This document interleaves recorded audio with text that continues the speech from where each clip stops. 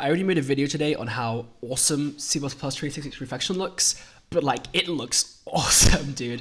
I'm watching this video right now. Well, I was watching it just now. Can I switch, please? Which is this one. It's from CVP now. It's a presentation on how reflection. Well, whatever. But basically, it's about reflection, right? There's more to this than what I've watched so far. I've only watched the first like 20 minutes, but it just looks like so. It just looks so good, so good, and I cannot wait for it to come. Like the moment it hits Clang, I'm using it. Like because it's already in GCC, but like the moment it hits Clang, I'm using that shit, bro. Like just look at that, dude. This you can define a function. Just a normal function is structural, returns a bool, and you have this, right? So, I mean, you get your context, whatever, that's just to shorten it. And then you get this, right? And notice how this reads like this. Like this is a definition for a structural type, right? It's a scalar type, is scalar type. Or an L-value reference type is L-value reference type. Or a class type with the following properties is class type or is union type, because unions and classes are the same, I think. And then with extra conditions, so and all base classes and non-static data members are public and immutable. So we go have ranges using just normal standard ranges, by the way, not some like special like reflection thing. Like this is just the normal standard ranges all of, and then we have sub objects of type and context, and then we have is public and is mutable and is mutable member right here, public and not mutable, and then this here with the structural. So it's awesome, and like the alternative way to do this would just be horrific, complicated. Oh yes, and the same goes for like a really good example, which I will actually type now because it's just so convenient. Like I literally did not even have to write much code for it. I'm going to use the Clang experimental with reflection rather than GCC, just because I do prefer Clang and I want to show off Clang here. Yeah, so here's with reflection. If I include meta, right, and then also includes print probably, then this should compile first of all, because it should recognize the headers. They're unused, but yeah, so I don't have cout, that's good. Right, so then let's say I have a struct, right? I have a struct called, I don't know, yeah, so we'll have foo, right? And we'll have a standard string bar and a int baz, right? And then let's create foo, foo, right? With bar equals Kojo for no particular reason, and dot baz equals 21 for also no particular reason. All right, so we're going to define that first. And now, look what happens. So I'm going to standard print foo. Okay, and I'm going to get an error, right? Oh no. Okay, it's actually a massive error because templating. But now look what happens. If I just add a simple thing here. Boom, boom. So this is how you add reflection attributes. You do the normal attribute symbol, but you put an equal sign. And then we're going to say format defaults, I think it might be called. That's not what it's called. Yeah, that's not what it's called. So let me find it from this video.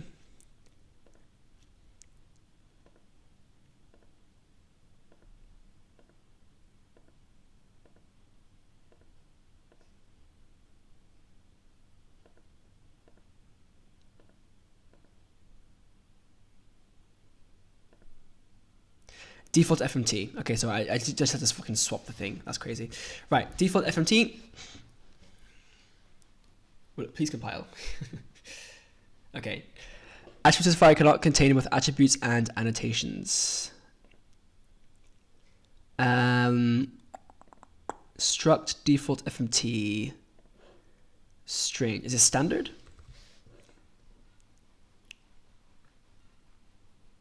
No. Okay, this doesn't work for some reason. That's annoying. Both attributes and annotations? Okay, let me try GCC instead. Sorry, Clang. You've let me down. Find x86, here it is. We'll take the latest version using F reflection. Remove the standard as well, prefix.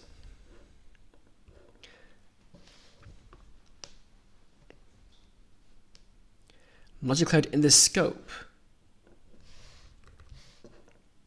Really? Do I need to like include something else?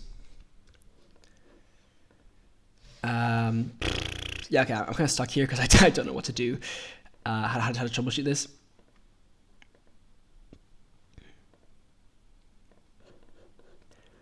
Okay, well, point is, it should work. Okay,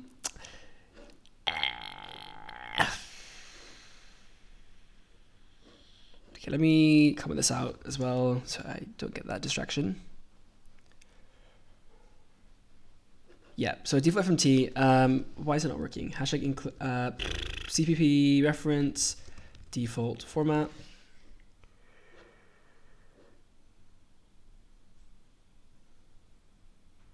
Nope. It might not exist? That's weird. CP reference reflection?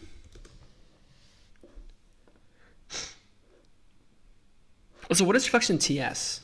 Reflection TS versus CP plus. Type based versus value based. Oh, I see. Okay. Yeah, type based is not being added, I think. How do I do the formatting thing? Maybe it doesn't exist yet, but it should exist. FMT, format. That's transformations, that's different.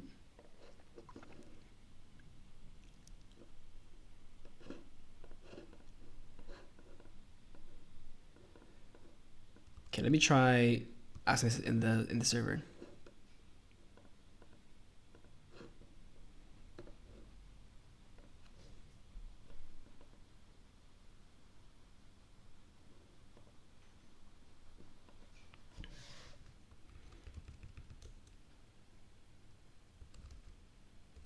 So we seem to be very close to it being in Clang, which is very exciting.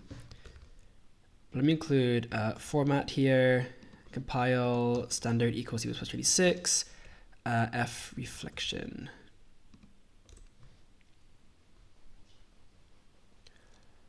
There's no main function either.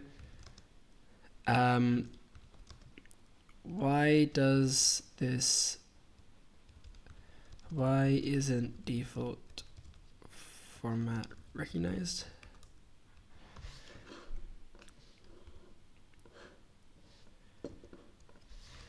I saw this example and the presentation was only around 2 weeks ago.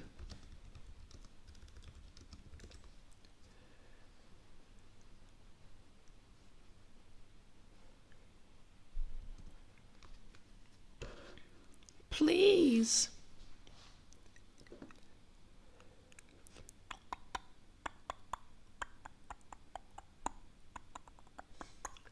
I don't think how that even works anyway. With attributes, you just I don't know. You can give it a something else though. Let me try this real quick. Structs boo. And let's put boo here because I want to see if this works. Because you can attach information. Expect a primary expression before that. Okay, so boo constructor, empty constructor. Yeah, so that works. So that much works. So why doesn't this work? And why is my clipboard not saving anything? The hell? Okay, so default format.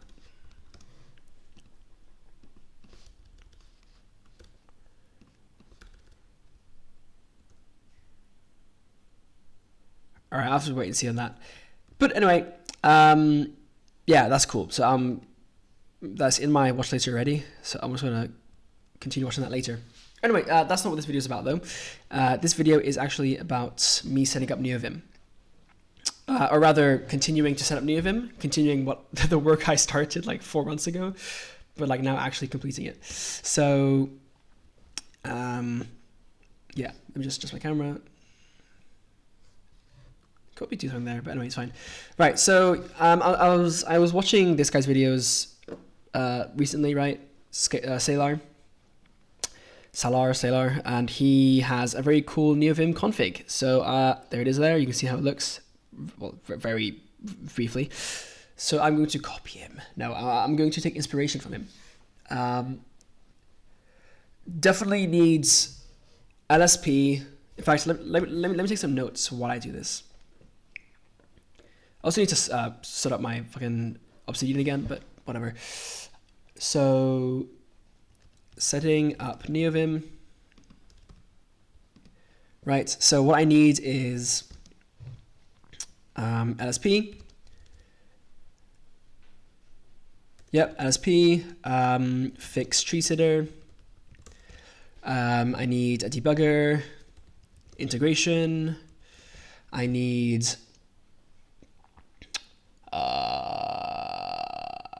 potentially a GUI version. What else? Keybinds for like, yeah, like quick builds /run/test. I want those, and that might be it. Hold on, let me put this in the sync. I forgot it was here.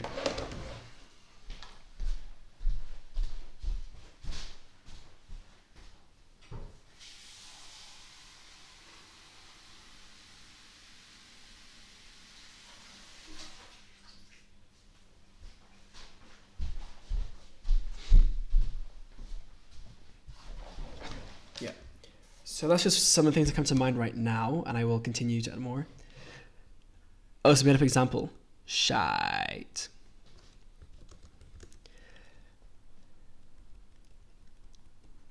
Okay, never mind. So it is possible, but it's not like default behavior. Okay. But still, it's possible, so it's cool. Why?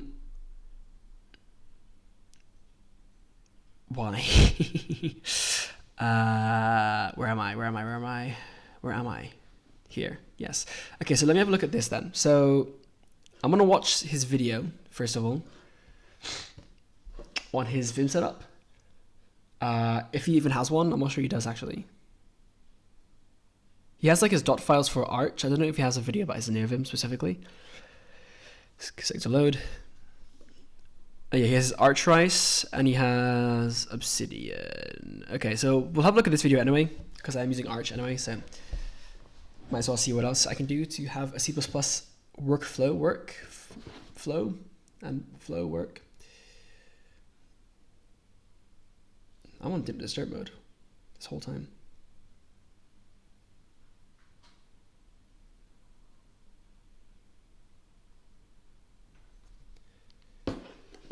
Device paused.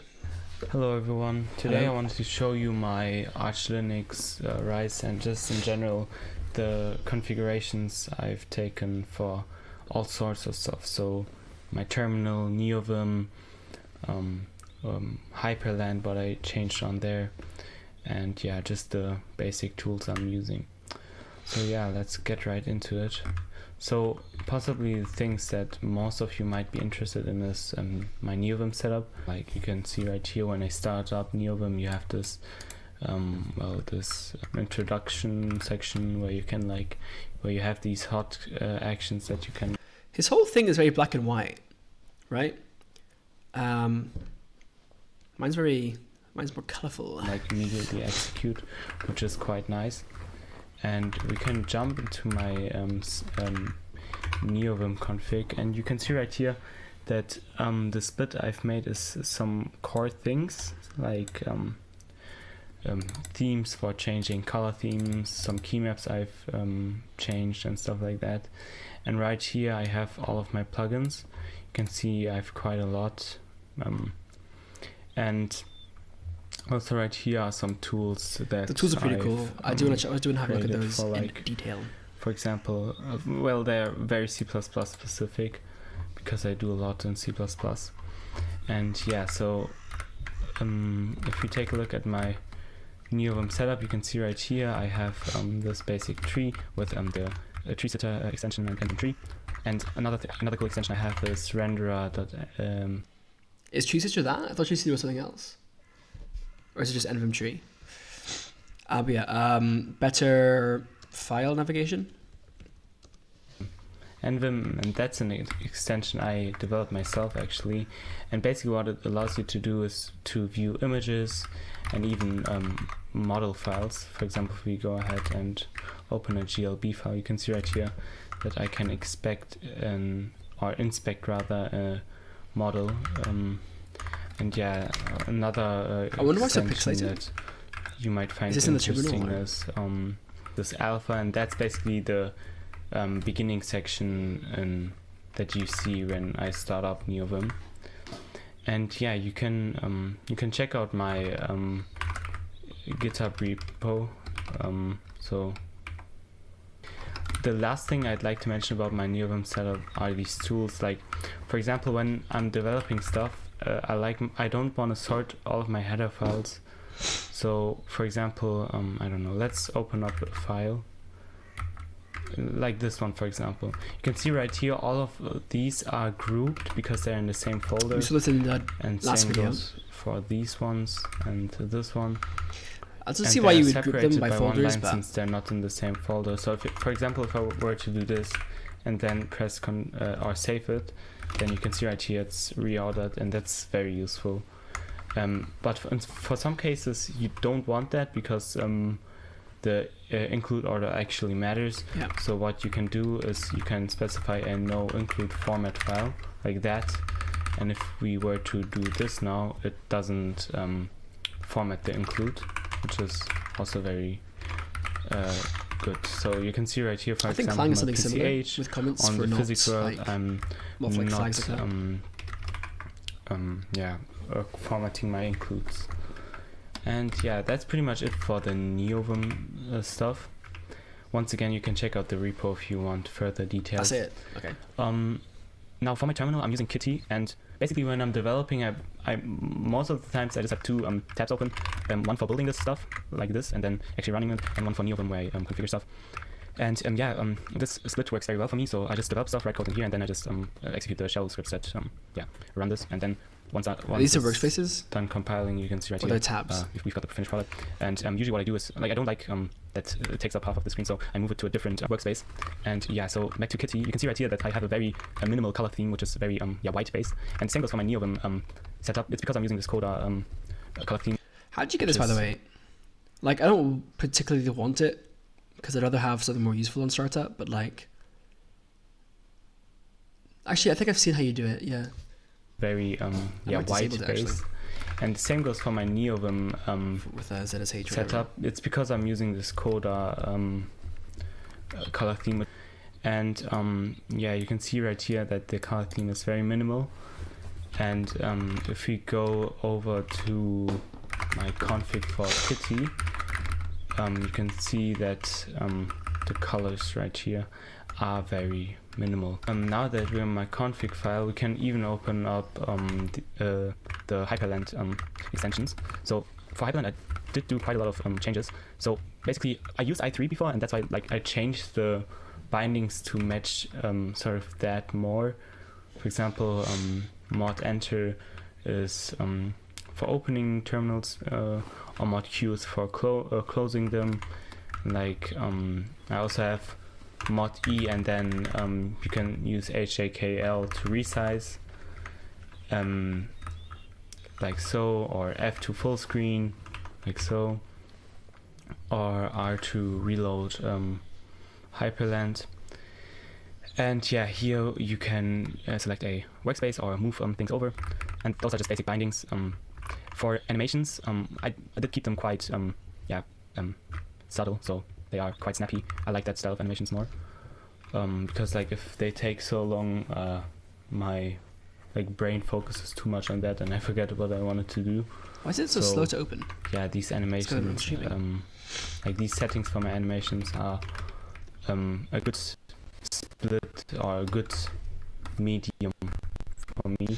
Love when that just happens. Yeah, for when YouTube corners, I don't like rounded corners that much, so I removed them. So you can see right here that the rounding is set to 0. And for the gaps, like for the outside, like right here, I kept it to 0, and like for here in between those, that's just 5 pixels. Because I don't want to waste space that much. Because like if I were to set it to 10, like that would take up so much space. Like if for example, it would be like this. Yeah, it's like, insane. I'd already lose so much space, so this is a nice split for me. And yeah, that's pretty much it. I don't know. The hyperland setup. Another cool thing you can look at is my browser, because I've also changed that quite a lot. So you can see right here these tabs, they're styled. That was Rofi, right? Look at is my browser, because I've also changed that quite a lot. Got animation in it too. So you can see right here these tabs, they're styled, and that works through like these profiles that Firefox allows you to change with like CSS, which is quite nice. And there's also like I use a few browser extensions. For example, I need to make mine like darker. I don't like this dark theme. It's too grey. In fact, I swear I changed it, but then it just keeps changing back. Hold on.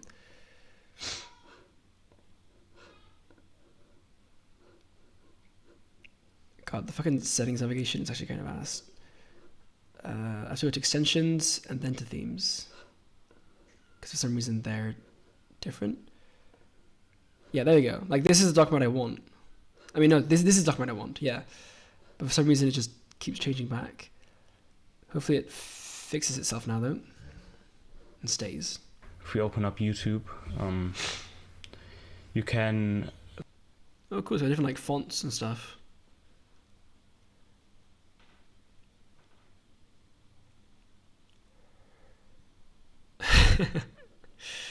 This is so far. Like as I've said, I want to minimize mouse usage. So there's this extension called Vimium, and with that you can like basically press F, and every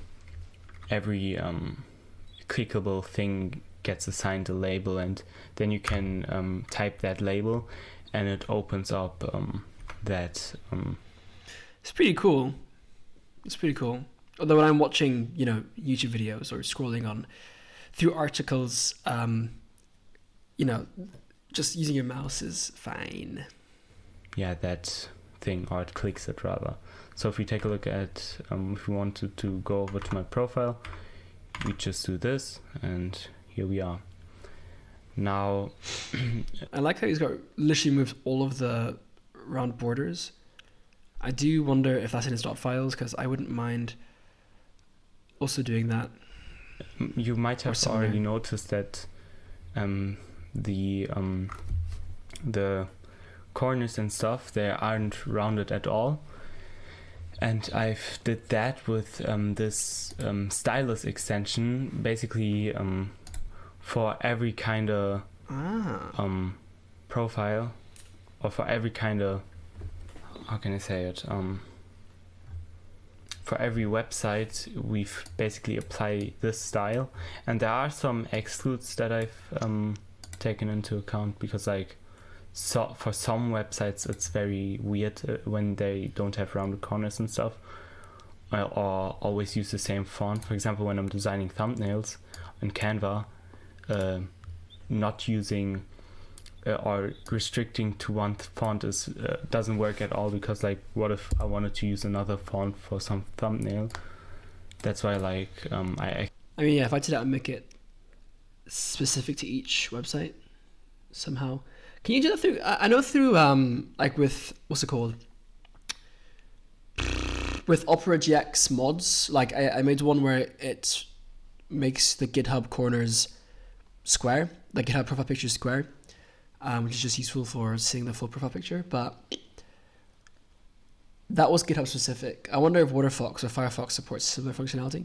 Exclude some sites, but this is the basic sort of style that is applied to everything, and this important directive in CSS is very important, because here you can see the kind of layers I have. So this is the keyboard he has.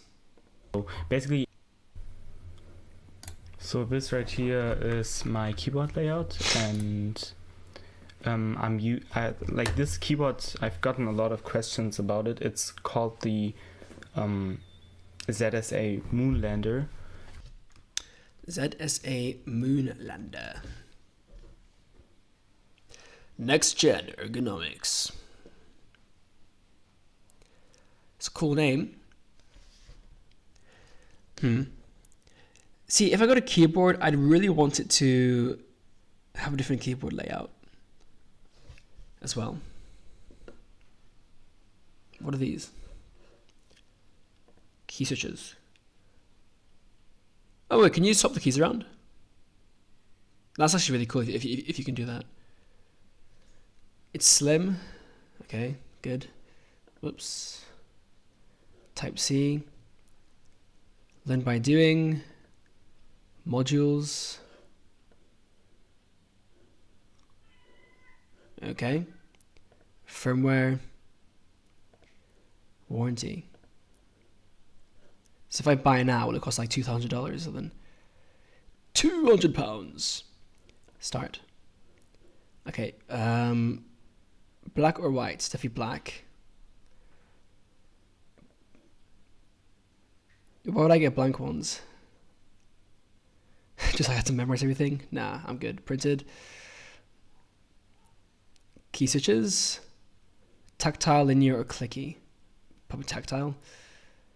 $365. Bro, how do you... Actually, I guess it's not that crazy much, and it is a worthy investment. Okay, that's actually not too bad. I wonder what other ergonomic keyboards there are, though.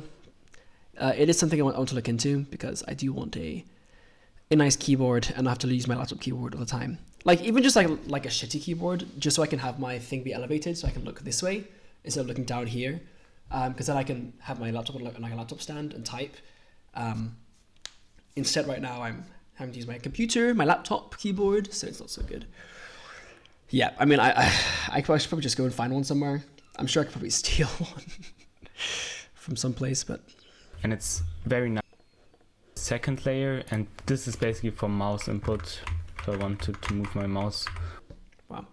So let me have a look for mechanical keyboard. First of all, that's a different... Right?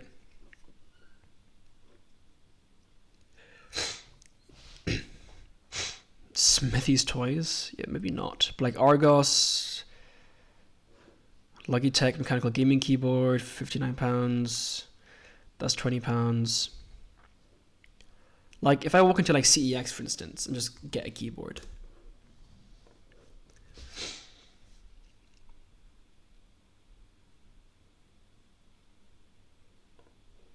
Like let's say I search for a keyboard, and don't give me a piano, please. Just give me like an actual keyboard.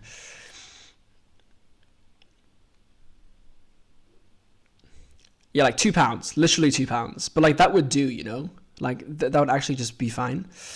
£38, £18 on that one. £5, £3. So yeah, I'll probably...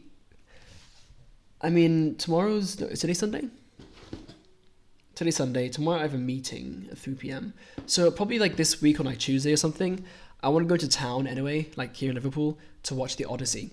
So while I'm here, or while I'm doing that, I'll probably also drop by CEX. There's two CEXs in town, so I can check those out and look for some cheap keyboards. In fact, let me just check if there's any near me right now, because the sooner the better. I'd rather not have to wait. But yeah, I hear the Odyssey is very awesome, and it is a Christopher Nolan movie, so... The CEX in Bootle Newstrand is closed. Really? it would take 20 minutes to cycle. Not bad. Although it's long to cycle here because I don't have like a phone holder, so I have to like hold my phone in my hand, and that's not very safe. So, but yeah, anyway, keyboards are cheap. I should just buy one and be done with it, and then look into more ergonomic options down the line. First things first, get a good laptop, right? So before I blow £400 on an ergonomic keyboard or whatever. So yeah, so anyway, that was the video. Let's have a look at this Neovim config. First of all, I said let's have a look at this Neovim config. Is it going to open, please? Okay, ignore me then. You do what you want. Close that. Page not found. What? That's weird. I guess that's just broken. Okay. Have a here then manually instead, because I know he has it. It's a cute profile picture, by the way. Neovim configuration. Last updated last week. Fixed tree sitter markdown injection crash. That literally happens to me, so that's awesome. I can steal that fix. Highlights, plugin management through Lazy Yep. Telescope, LSP for TypeScript C++, awesome. Completion with Neovim comp. Okay, low snippets, path suggestions, for words, LSP sources. Chisilu.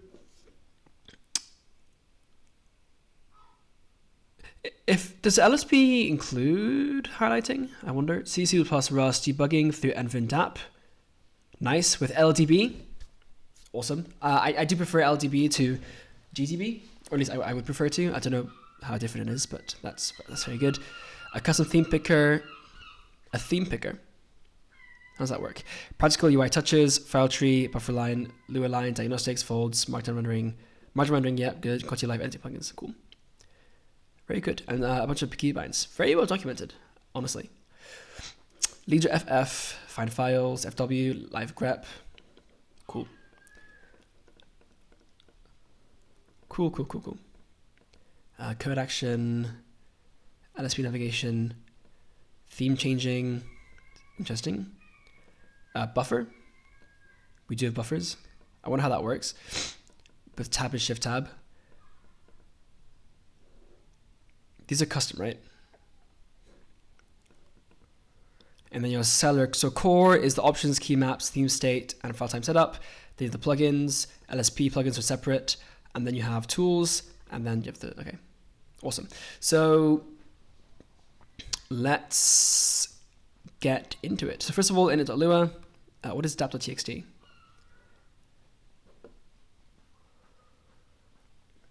Leader DC, continue launch, DB, TS, TI. Oh, it must be for the debugger, right? Okay. I guess I'll have a look into that later. So init.lua, LSP log equals vim LSP log dot get file name. Okay.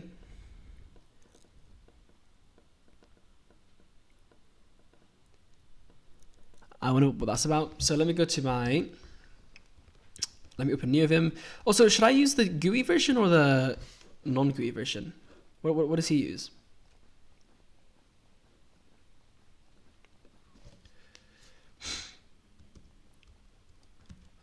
Should I be, my hands are actually freezing up. It's getting quite cold. For some reason my fingers always just like they get unnaturally cold. Maybe I have like a condition or something, because like my hands are just like they get ridiculously cold in the cold, and it makes programming stupidly difficult because my fingers like literally like my muscles seize up. Should I be using the GUI version of Neovim? Dude, I can't press buttons. Close this door.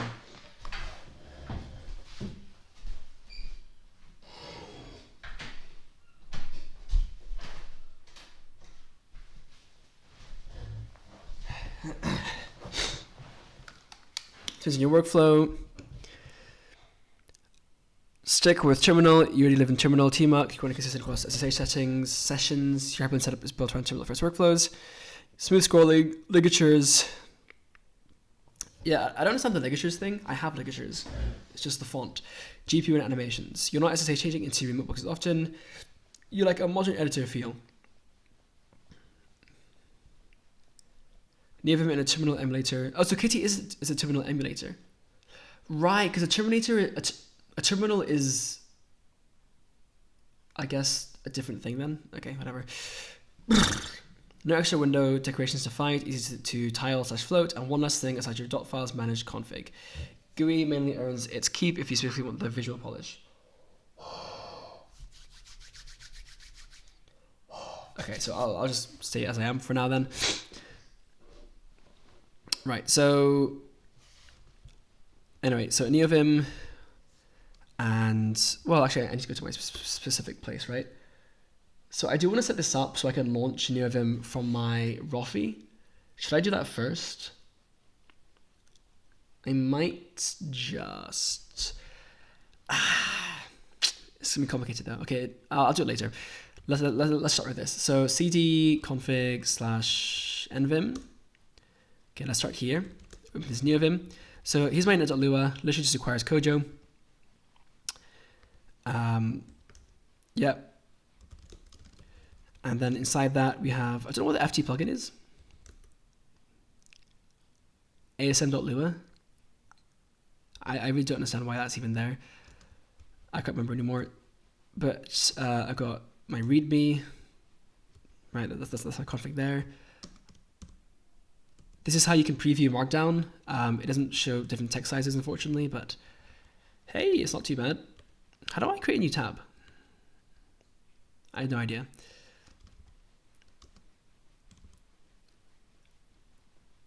Yeah, I should really update this at some point. It's very basic. Why is my camera keep moving, bro? Stay still. Okay, so Lua, Kojo, and then I have all that stuff, right? Lazy, and then I have this stuff here. So let me organize it similar to how he has, because I do like it. So I've got core, plugins, and tools. So lazy are my plugins right now. So let's go with that then. So D for core, D for tools, and D for plugins, right? And then yes, I can rename lazy, but actually, should I rename lazy? Maybe I will. Okay, let's delete this. Yes, and let's rename to plugins. Okay, and then let's move these into core. So Godot, indent. Okay, why is Godot here even? I don't know, it's some like integration for Godot. I'll probably just remove it, to be honest. I haven't used Godot in a while. Should I remove it or should I keep it? Just so I can like remake it if I need to later, but like for now, no. I don't know. Whatever, indent should be in core. Init.lua I think has to be here, but I'll double check that.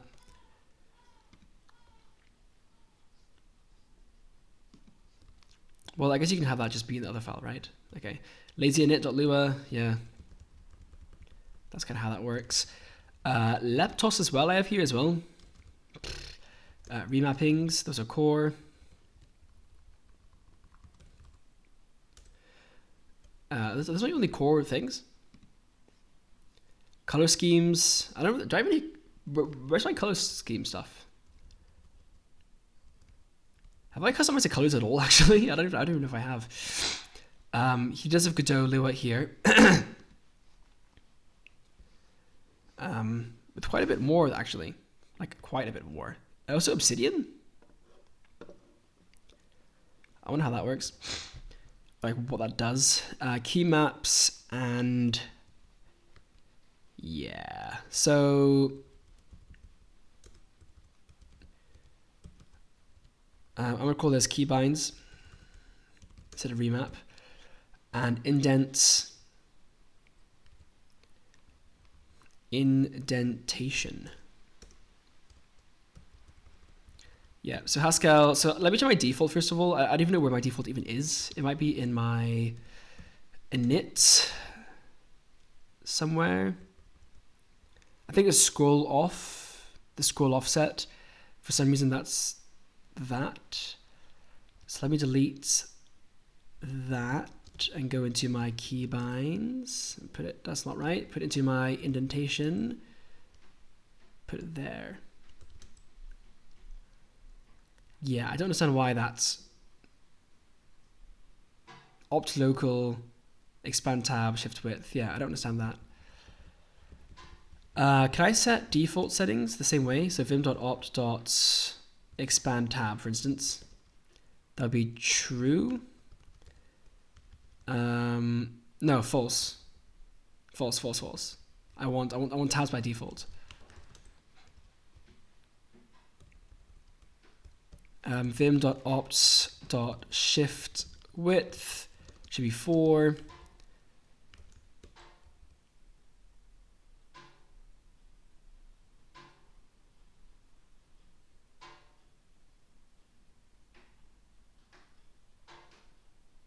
What? Are the cats in the cupboard again? Bro, I don't understand.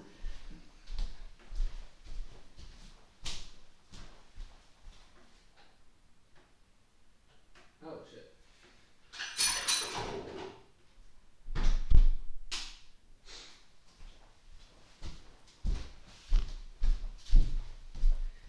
It is raining, apparently. It's rained quite a few times today, which is good. I don't need to take the washing in, but shh.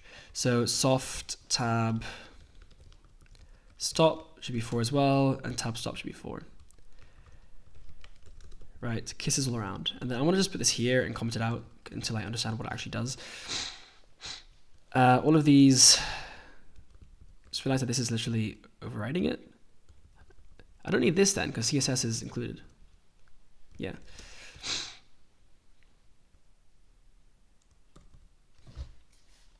Be like Haskell,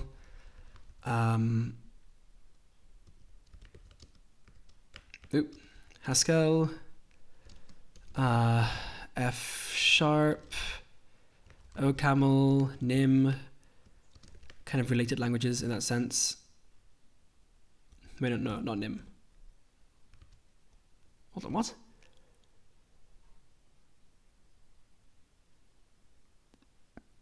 There's no soft tab stop for OCaml. Soft tab stop for some reason. Whatever, anyway, so take that and yeah. So I should be able to just remove these now. I haven't really paid any proper attention to this. So Nim uses expand tabs because I think it has to use spaces. So just have that then. For Nim. For CSS and HTML, it's just 2, that's fine. So I only need to change what I need to change. Soft tab stop. Yeah. Or even just I don't know. How do I create a variable?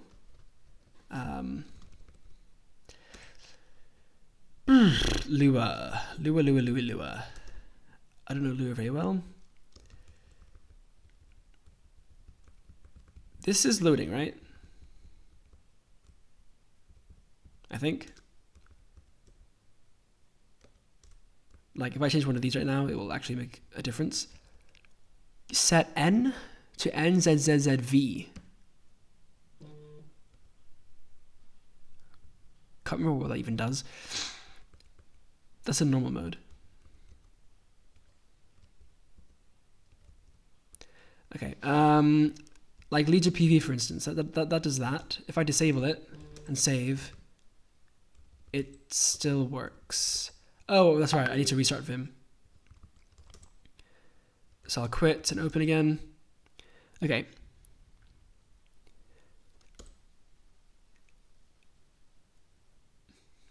I like these colors. What's going on? It's cool. Yeah, so slight issue is I can't actually edit anything. I have to kind of remember file tree. Yikes. Okay, let me go out here for a second. Give me a CAT of, what are my options here? Lua slash Kojo slash core slash keybinds. Vim.command.x. Right, so I do x. Nice, okay. Yeah, so init.lua needs to require kojo.core and kojo.plugins.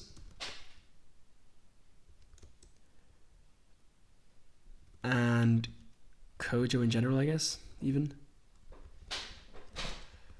And I just realized his one doesn't... Where is it? If I go out here to init.lua, he only... Yeah, sorry, I was on the right file. He only requires core and lazy, not tools. And I wonder why. So, I mean, I'll do that anyway because I don't have anything else right now. So let me quit. Try again. Okay. Module kojo.remap not found. Do I need to import manually? Hold on. It's not there. EX. Lua, Kojo. Also, what is this theme? I don't recognize it, but I do like it. Init probably. Right, that's interesting. Okay, I'm gonna break. Am I gonna break it? Hold on.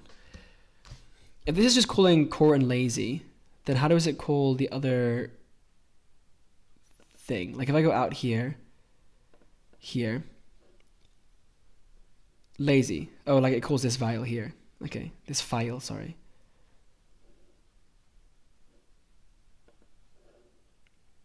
So what calls plugins and tools? Is it here somewhere? Yeah, it does. Well, no, it calls tools, not plugins. Plugins must be in lazy probably. But I didn't see it, did I? Oh, it's here. Okay, import plugins and .lsp. Okay. Okay, it makes sense now. So, okay, so EX, go back. So I'll just include core for now. And let's go from there. Kojo.core not found.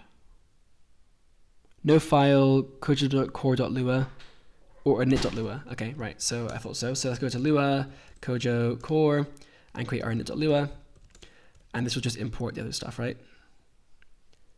So again, going back. Is it required? No, wrong file, hold on. My brain, Lua, core, init. Yeah, so it'd be require sal kojo.core dot then everything. Do I have to do it manually? I guess why not? So keybinds and indentation. Okay, so I quit. Okay, so now I should have this. Yeah, good. My keybinds are working again. Awesome. So let's go to Lua, Kojo, core, get my keybinds. Might look into changing these, honestly. Vim.keybinds.set. I can change the font depending on the file, right? Like I probably don't want to have ligatures for this because of how these kind of fuse. Like this is that's a minus right there, but it's interpreted as an arrow. What does V even do? V J and K. Oh right, that's a move up and down. Yep. Capital J. I guess just shifts everything up. Okay. That I've never used that. I don't think. Leader Y. So yep, copies to your clipboard. Very handy. Leader S does surrounding, right?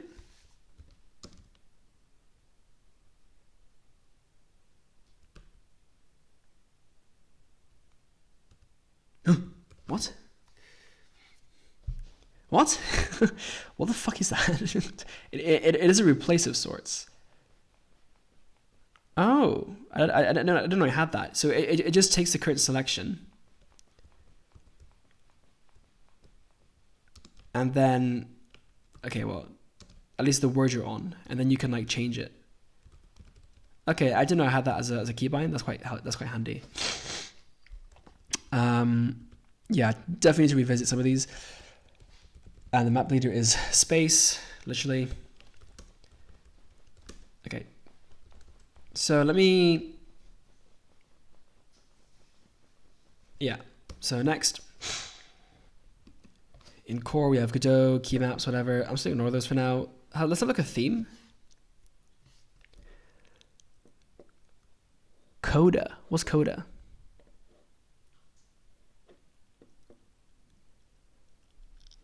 I don't know.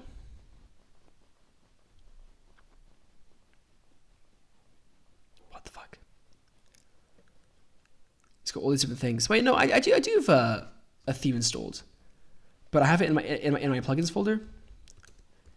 It is Kanagawa, I think. Maybe. Yeah, it is. So I do have that installed. What's Coda? Is Coda the color scheme he has?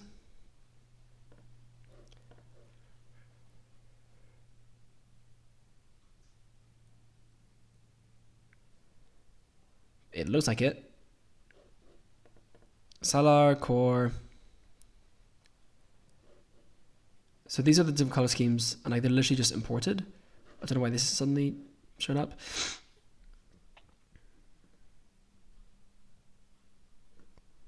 Right. And then theme.lua. Yeah, default equals Coda. Okay. So I'll just move that then.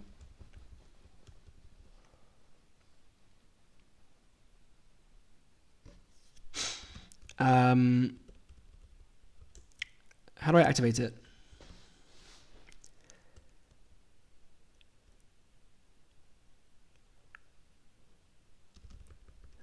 Lazy does it automatically.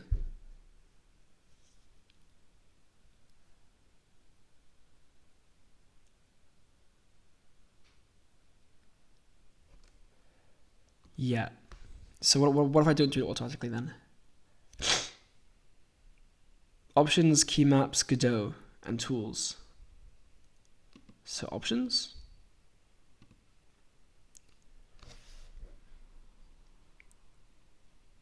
These are just like general options, I guess.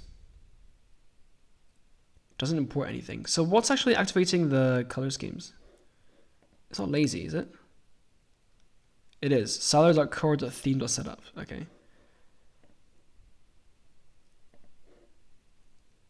And that requires Coda. I see. Okay, fine. So let me go ahead and create a new folder. I'm gonna do it like this and call it theme and make it a separate thing. And then I'll go into plugins and rename Kanagawa to themes/Kanagawa.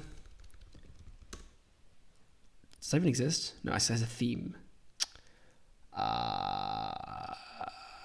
Rename to themes. Try this again. That's be a faster way to interact to navigate this. Can I just? I wish I could use like the Vim keybinds in that editor thing. Otherwise, because I actually use my fucking key like that. Themes. Yeah, good. Themes. Okay. Don't know why it's highlighting now. So that's there. Okay. And then if I look into the Coda thing here that he's importing, local m equals that. m.setup, return m. Right? So what's actually being returned?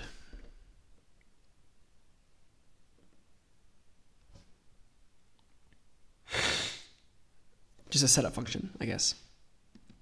I mean, it's used here in theme.that. Require, so there's coda with the identifier. Yeah, and then we have coda.setup here.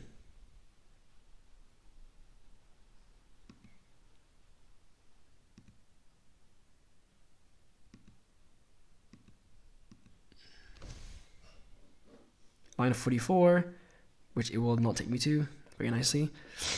Coda.setup name. Right, so it calls a function to set up then. Colors equals variant overrides variant or that. Okay. I have that here as well. Require kanagawa.setup.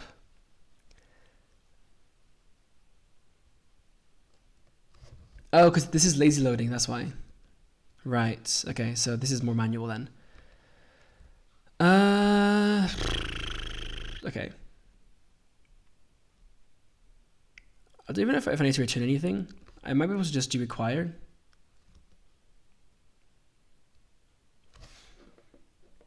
Like, where's like the GitHub? Like here, I have the GitHub here, right? So how's it getting it here? Where's it coming from? Is it here in color schemes or Lua? Yeah. Repo that dot and vim return. Yeah, so you get the list of names. So then how does coda work?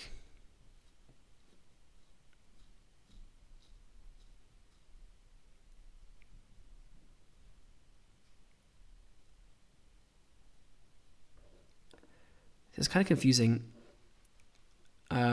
Theme.lua requires color schemes. Color schemes.names. That's themes.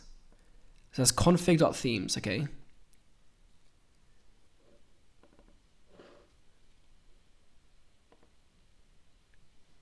That's index of deep copy. Cycle, apply, okay. So is that accessed outside of this file?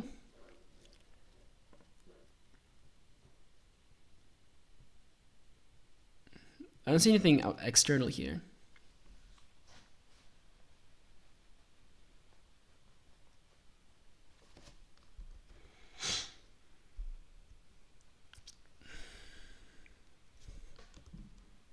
Require coda. What does require actually do? What does require actually do in Neovim configs?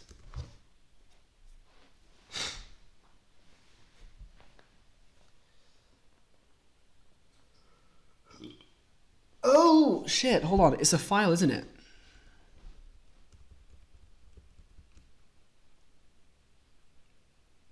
Right? Because require is like the other require. It just calls setup on it. So require coda.setup. But that's calling itself. What?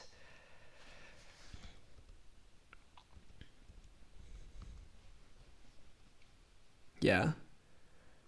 So what does require file name dot setup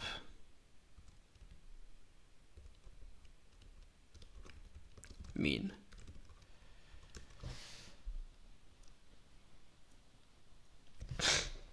Calls a function name setup on that table. Loads that module file and returns whatever it returned.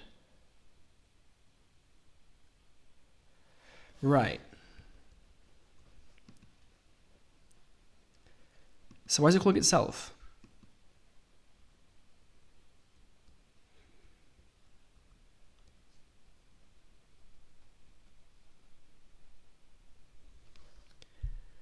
So why do I see a file coda.lua requiring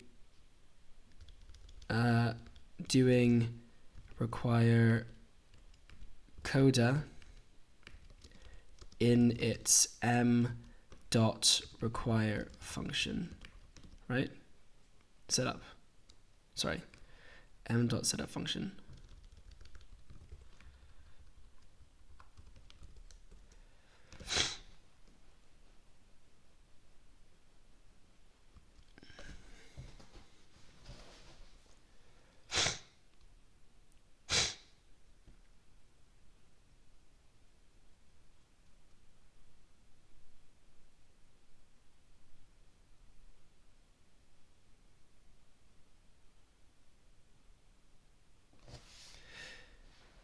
Neovim just runs it automatically because it lives in plugin. It's supposed to call setup with some default opinionated config.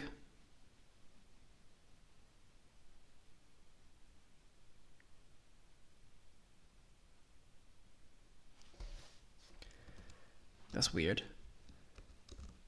So wait, so then where else would it be? Core, because it's not in the plugins, right?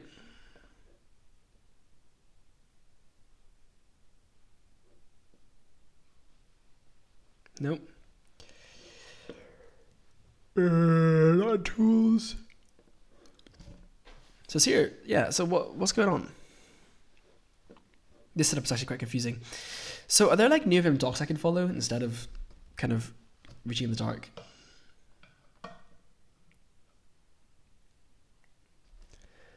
Let's have a look.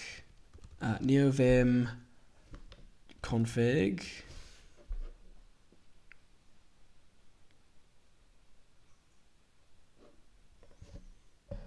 Oh, hold on.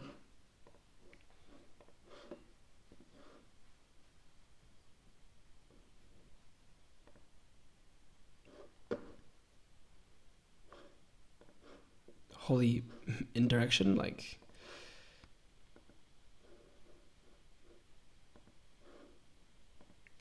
Great, forbidden. Starting, okay. Nvim arguments, yeah, whatever. Where's the config?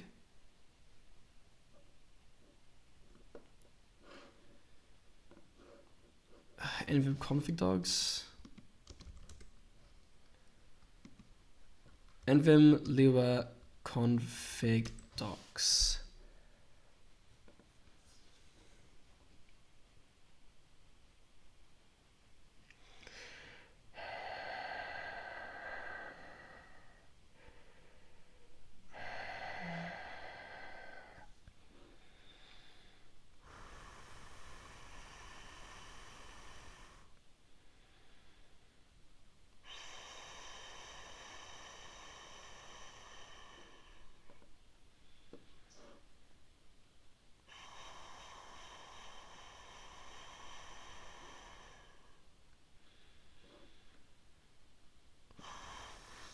I guess it's just a Lua thing, actually.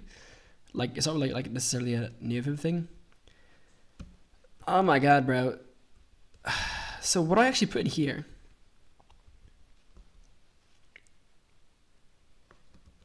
Because like this isn't... What the fuck? This isn't the actual theme, is it? The actual theme is in color schemes.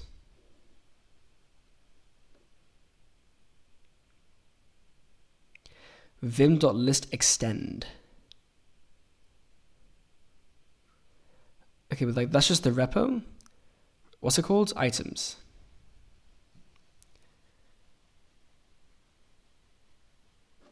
Okay, so what does Vim.listExtend, for instance? Like, do I have docs on that?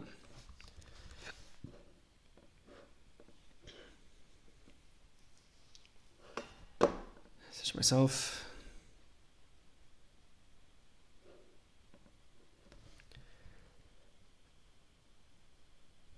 Bro. Let's extend. Let's extend destination source are finished. Extends a list like table with the values of another list like table. So is it just like a utility function? Extends a list like table with the values of another list like table. Extends it. So it takes names and puts items or schemes on the end of them. Where's names? Empty.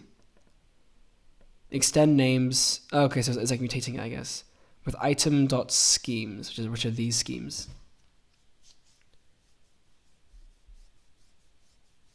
What about the item name?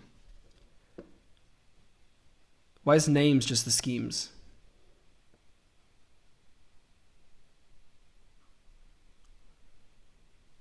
Where's the repo? What the fuck?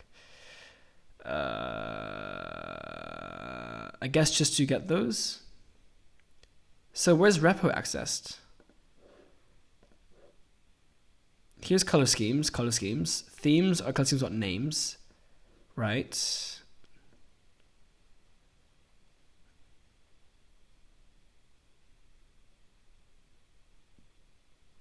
Yeah.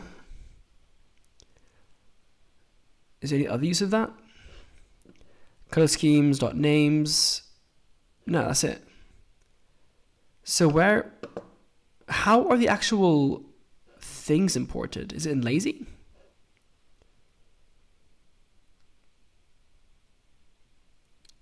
Just require sailor.core.theme.setup. That's it. So call setup. So where is setup here? Where are my functions on the side? Here, setup. Config vim.table type extend. Okay.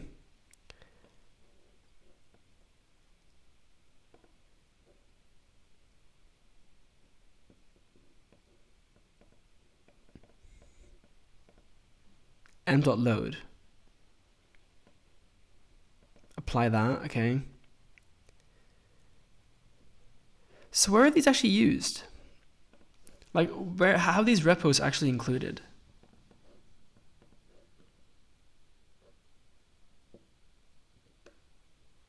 m.items.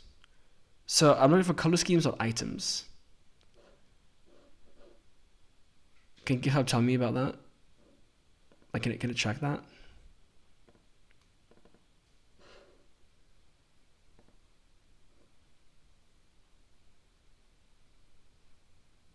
Plugins is here. It's a plugin. Okay, so that's weird. So there's a plugin for the color schemes. I guess so lazy can load it or something. Local color schemes equals require that.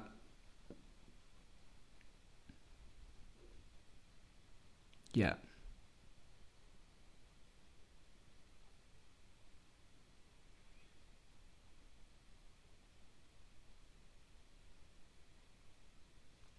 Okay.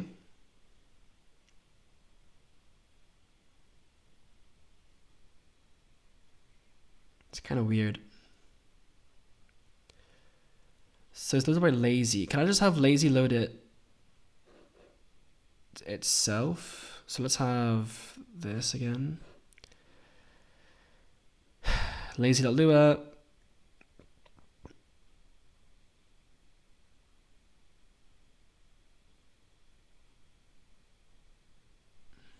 Require lazy.setup.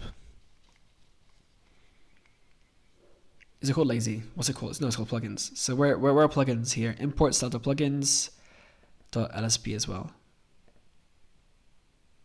Can I import a specific file?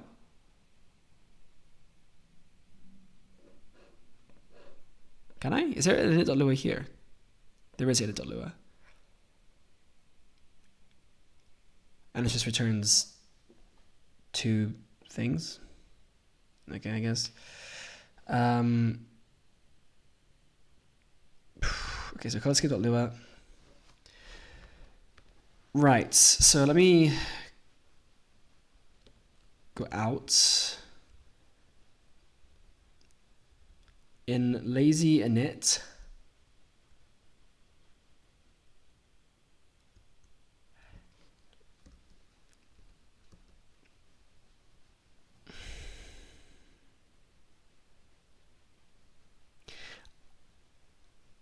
item.repo return spec.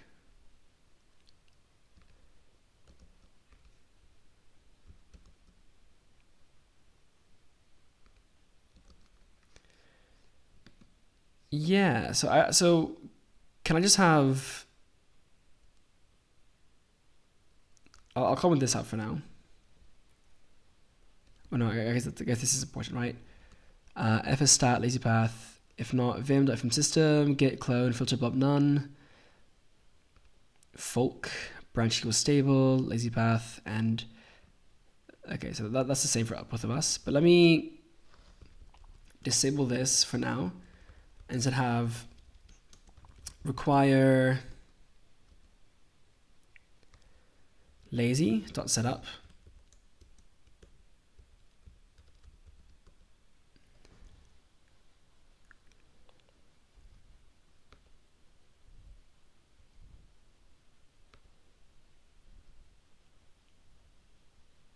Strange. Here's import. Mine is just spec. Can I say spec equals, or I guess I have to do different ones, right? So let's do import equals Kojo dot themes. First of all, the folder. See if that works. Trailing comma. And change detection equals notify equals false. Right. So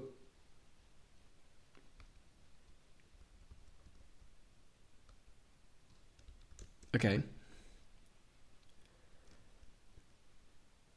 Then go out and find init.lua because it doesn't require lazy. So acquire lazy as well.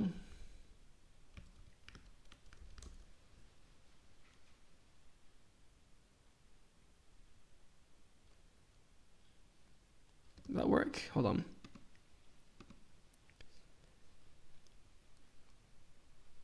Sailor.lazy. So it calls it directly, right? So I'll do .lazy init instead. See if that does anything. Expected closing brace near dot in lazy init.lua. Okay, so it's a typo somehow.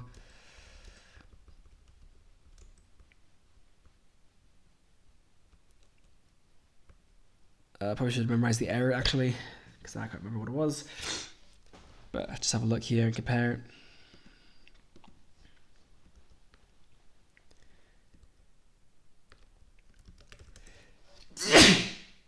Right.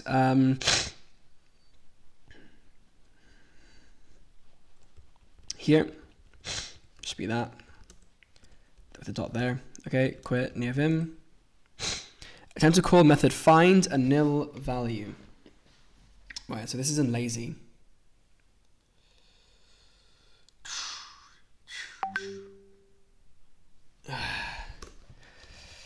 Yar. Command not found ex. Are you serious?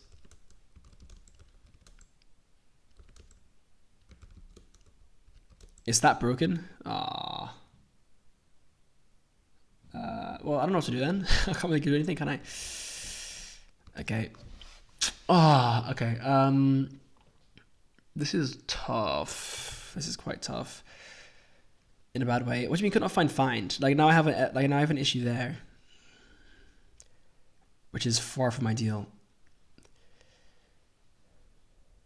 How do I configure Emac at Vim while using Vim? I don't know. Neovim source / no, it's not source at all. Lua / Kojo / lazy.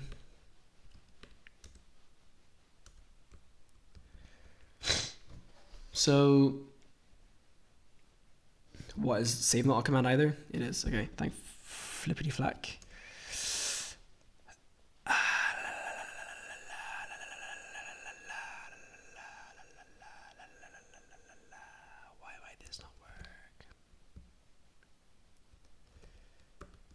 Why might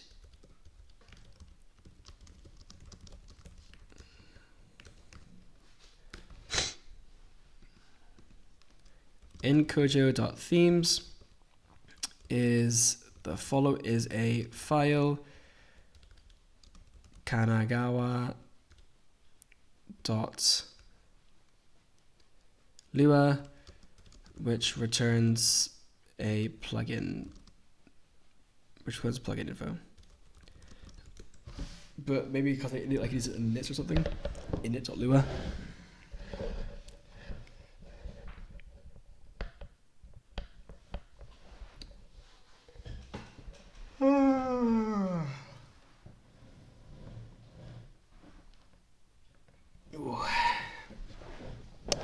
This is so scuffed.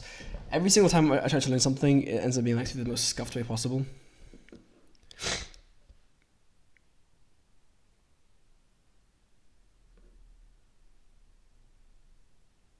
Spec equals. That's weird because his one doesn't. So like, is his outdated? I don't know.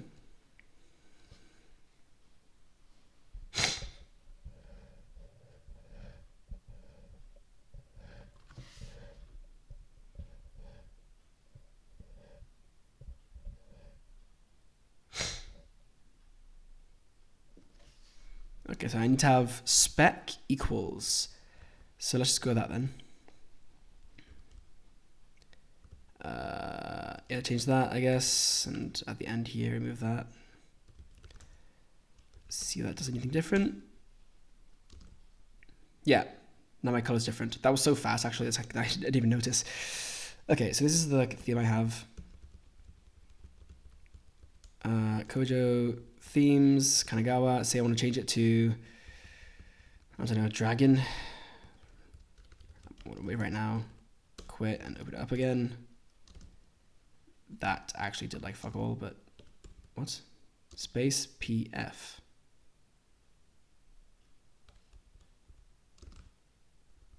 Huh? Why is it not a keybind?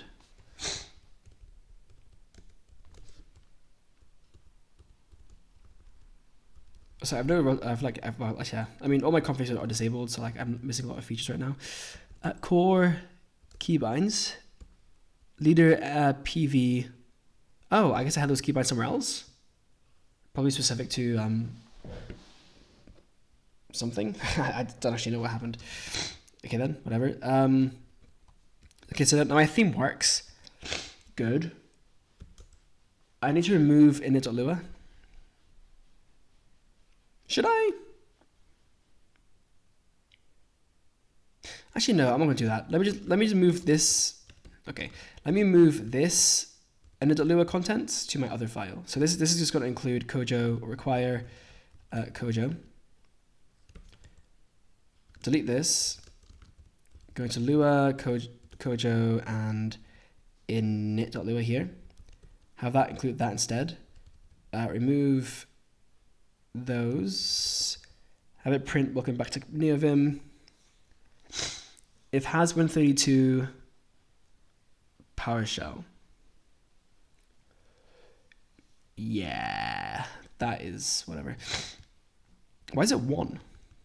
Does it work with true? I want to check that.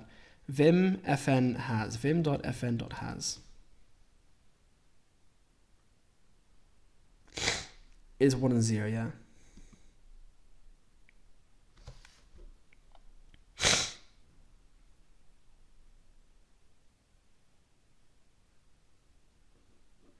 Oh, these both work.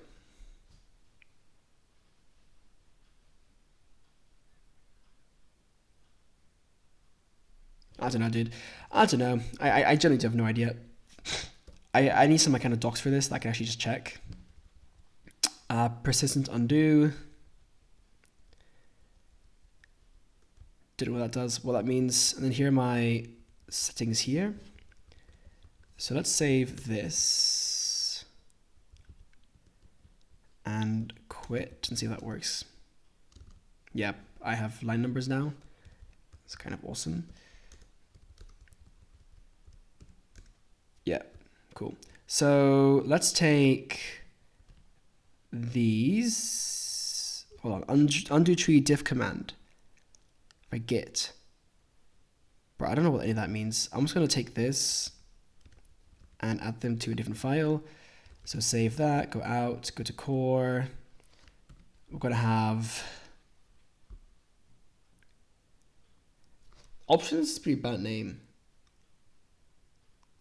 but I guess I have no other choice. Options.lua, paste it. Vim.opt number equals true, and that was true. Term GUI colors. I don't know what that means. Can I look it up maybe?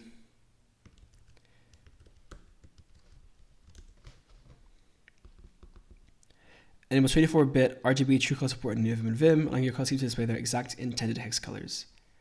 Okay. Pop off then. And what other options are there? So Salar core options. Let G net RW list style equals 3. What the fuck? Vim boom.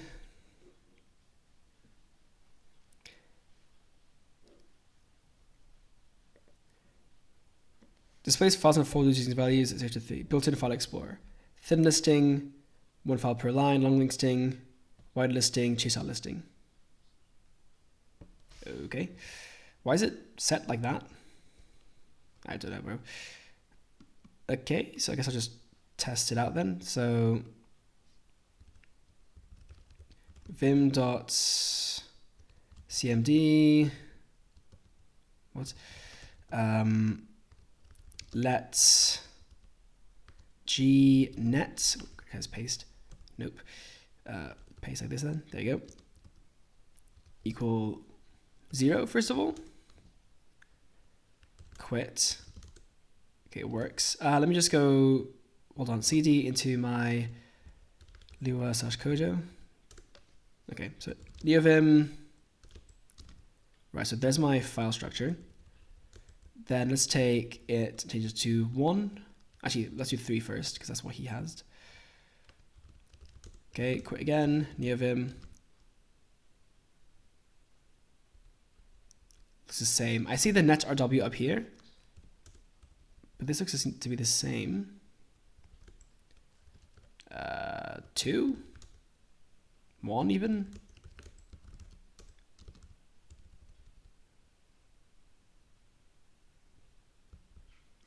I don't see a difference here. What's going on?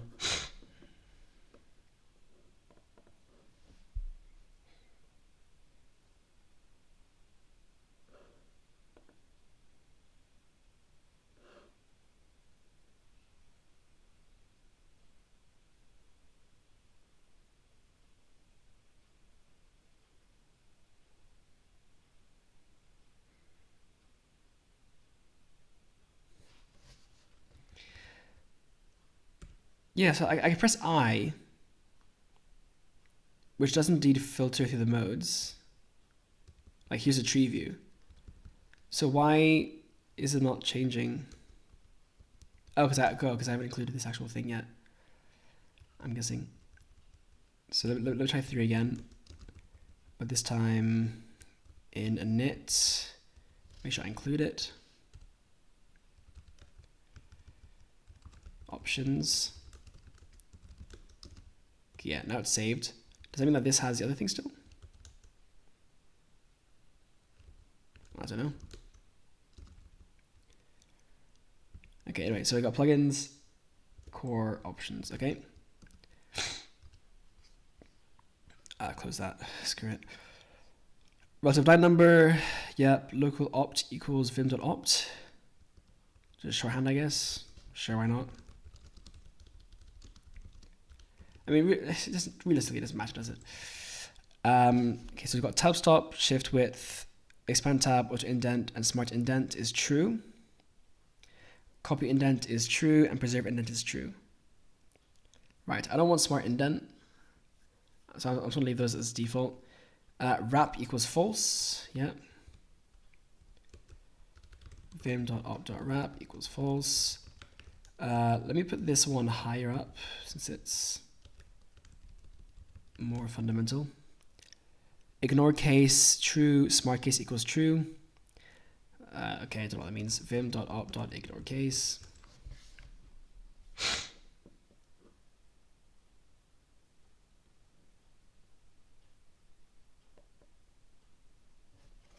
I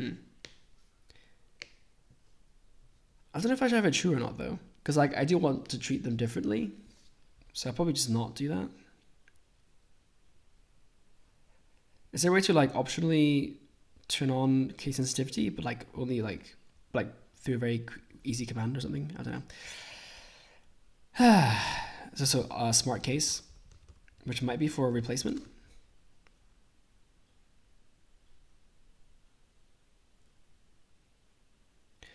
Only makes them case sensitive if your query includes at least one uppercase letter. Okay, I don't know how that's really smart. Doing colors, op.background equals dark, op.sign column equals yes. Is there like a list of these, by the way? Here. Hopefully. I can't tell. Background, let's say. Adjust default color groups for that background type. The 2U or other UI sets this on startup if it can detect the background color and redetects it whenever UI attaches later and the background blah blah blah. It does not change the background color. It tells Neovim what the inherited terminal GUI background looks like.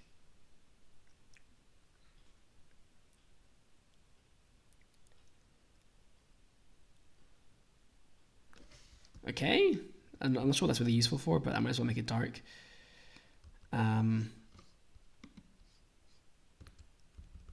Vim.opt.background equals dark.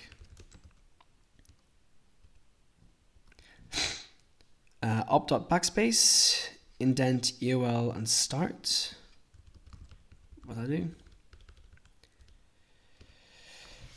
String defaults indent, yeah. So that is the default then. Also, the background is also a default, dark by default, but okay. Just makes it explicit, I guess. Influences the working of BS, del, Ctrl-W, and Ctrl-U in insert mode. This is a list of items separated by commas. Each item allows a way to backspace over something. Indent allows backspacing over auto-indent. EOL allows backspacing over line breaks. Start allows backspacing over the start of insert. No stop, except these do not stop at the start of insert. Okay, those will just keep as default, I guess. Sign column. When and how to draw the sign column. Yes, always. What's a sign column?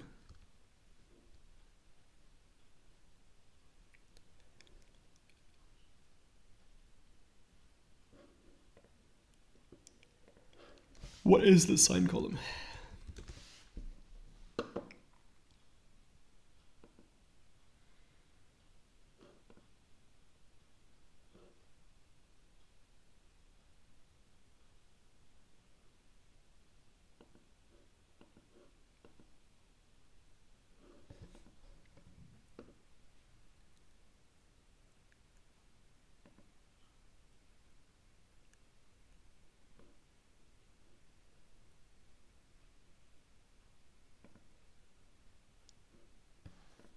What's it do? Like errors or something?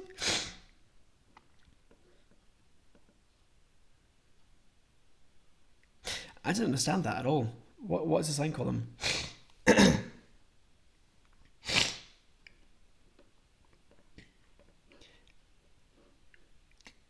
Get changes, breakpoints, and other types of symbols. By default, it appears only when signs are added. So wait, what's the default? Value. Default 0. Default's auto. Okay.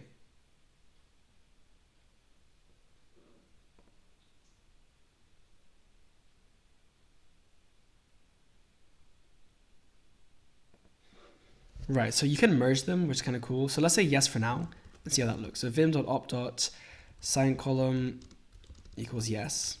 Save that, quit, open it back up again. Specifically, let's open it in core/options.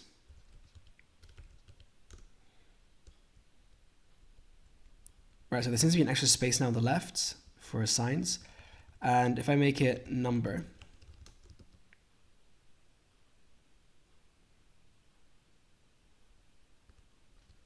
right, so if I quit, then it just merges. Okay, I mean, I don't have any breakpoints like LSP things, so I guess that will be more relevant later, but okay, I might need to annotate some of these because I will forget.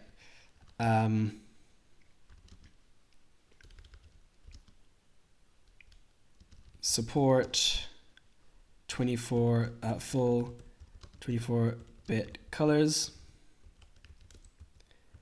Backgrounds.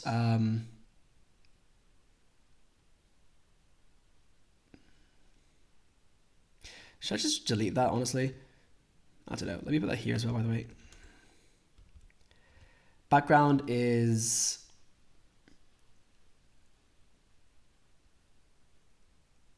I don't even know what that is. I'm just going to delete it because like, it's stuck by default anyway. Number, show line numbers, I assume. Number. There's going to be a lot of matches here.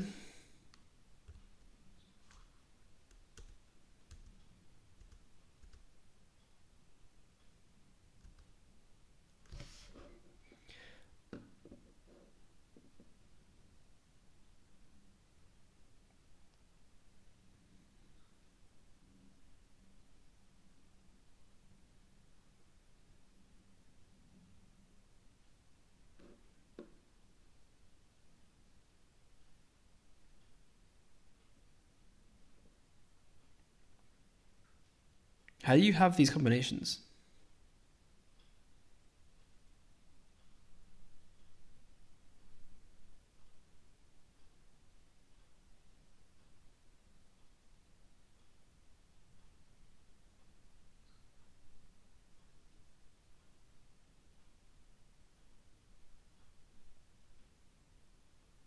I mean, as fine as it is right here. So show line numbers, and this is show relative line numbers.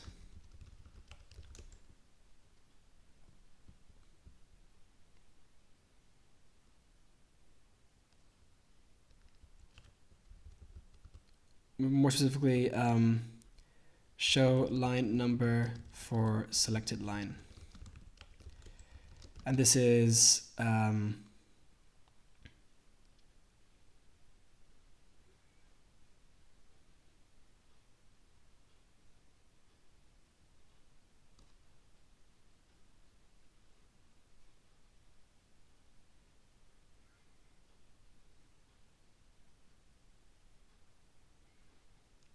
like, sorry, is there on and off? That really distracted me. On and off? No. So why did I say that? Number, maybe it's like a Vim script thing. Show, like space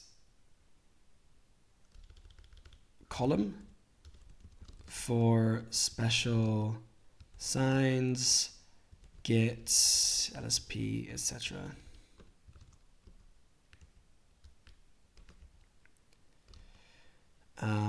Number means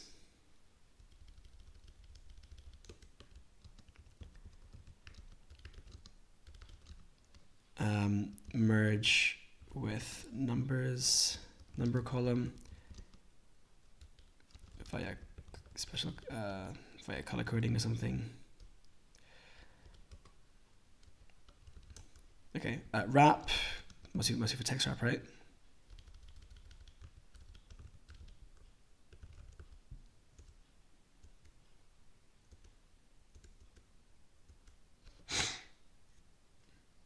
Okay. Enable text wrapping. It's false. Okay. Clipboard. Sorry, cursor line. I kind of ignored that, didn't I? What's cursor line? Is that the thing on the side? Yeah, by default it's off. He has it on though. Highlight the text line of the cursor with cursor line. equal to easy swap the cursor will make screen redrawing slower.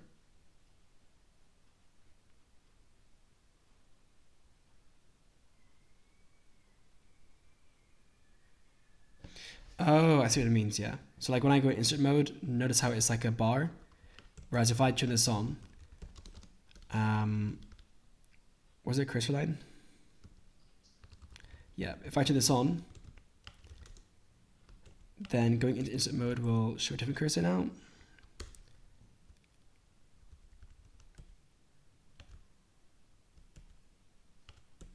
Or not.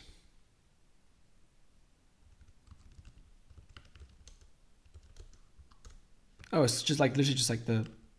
Never mind then. I think it's something else. That's cool. Yeah, no, is that useful? I like it. What's it going on about like? When visual mode is active, the highlighting isn't used to make it easier to see the selected text. It makes screen drawing slower, but like I'm not sure that necessarily matters, because like what the fuck am I even redrawing, realistically? Do I even need it though? Like, do I lose my cursor that often? I don't know. It's just a nice thing to have, I guess. Could probably change the color as well to make it darker. Cursor line opt.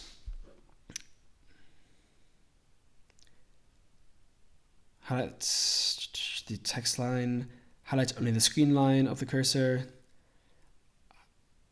Highlight the line number.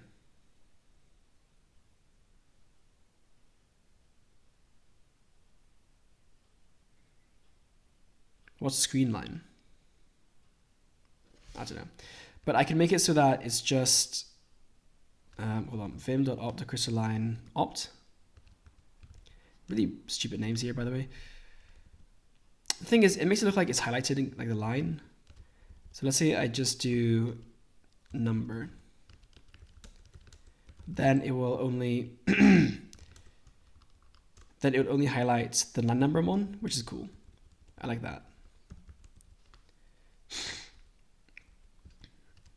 So highlight current line. Number means only highlight number. Yeah. And the other one is line. Highlight entire line. And then there's both. Yeah, line plus number.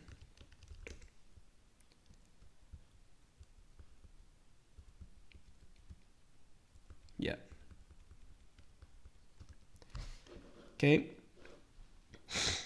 Clipboard.append, unnamed plus. What does that even mean? Clipboard.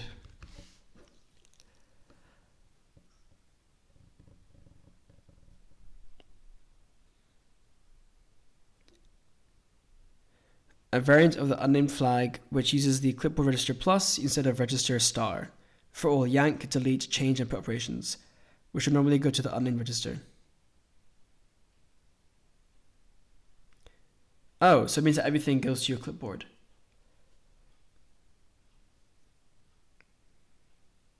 I think I prefer that, to be honest.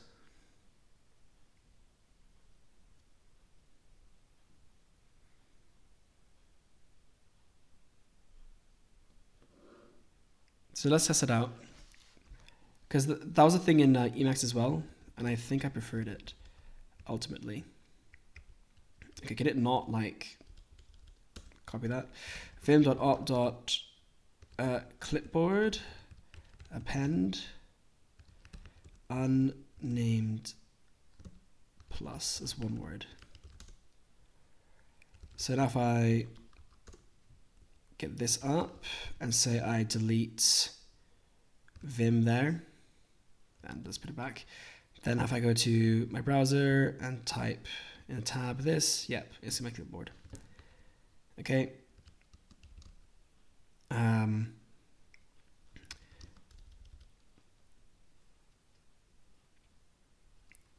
yank, etc. to clipboard by default. Okay.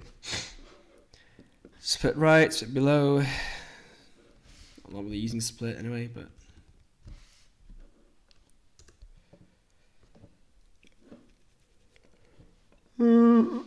fold method, fold marker. What's fold?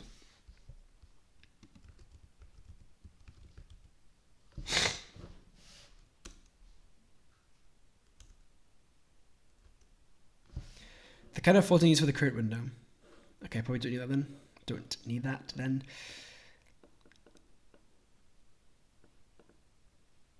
Okay.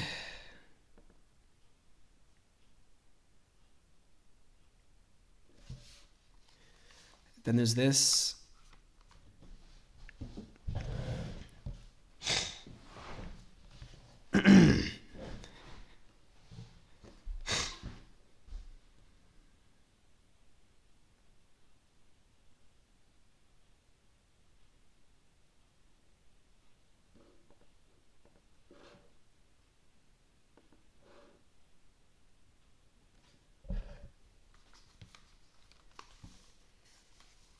What's this for?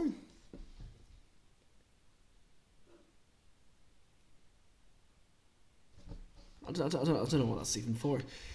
Okay. So that seems, I mean, that works now. I guess I can have like some of these other options then.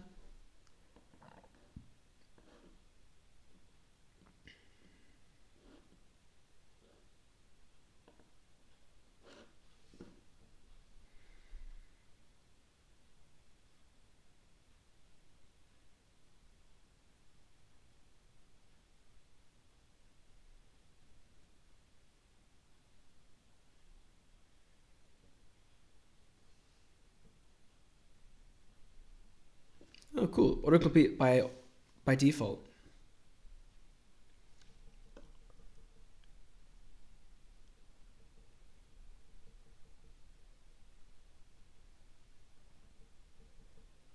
Right, because like you have to press Control N to use it right now. Like I do like Vim, whatever. Let's try with it on by default. So vim.op.autocomplete equals true.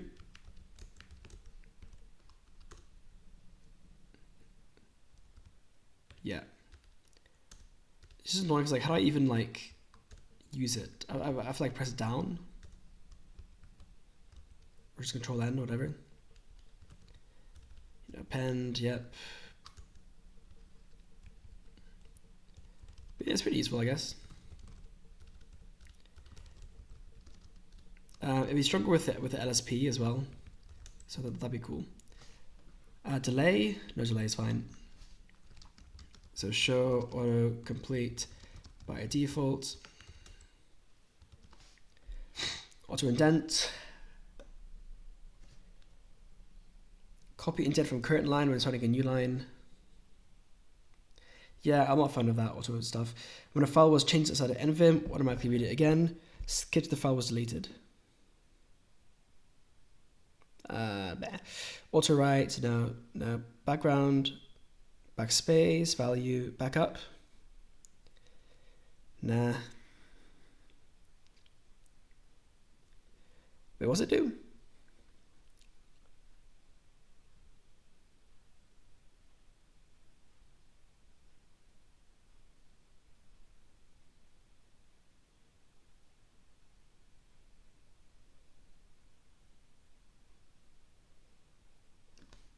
I don't know.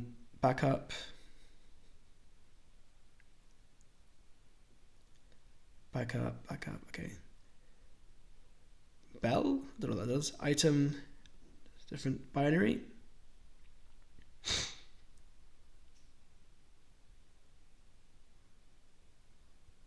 Bomb, what? Oh, byte order mark. Breakout.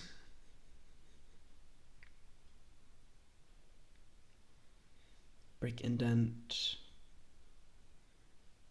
Okay.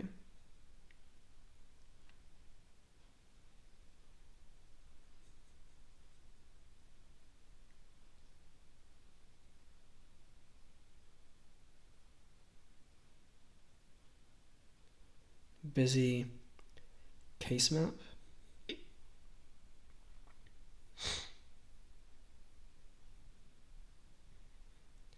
CD home.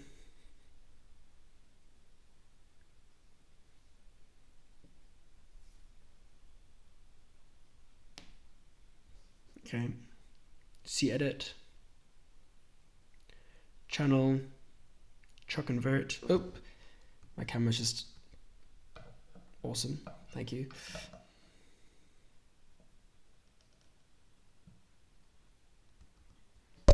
Oops. Yeah, I'm gonna look at these in more detail later, honestly. Okay, so now for the plugins,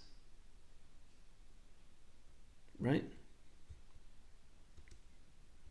I guess they're fine as they are actually. Just bring this back. So spec and then what? Like just like a list or what? Kojo.lazy.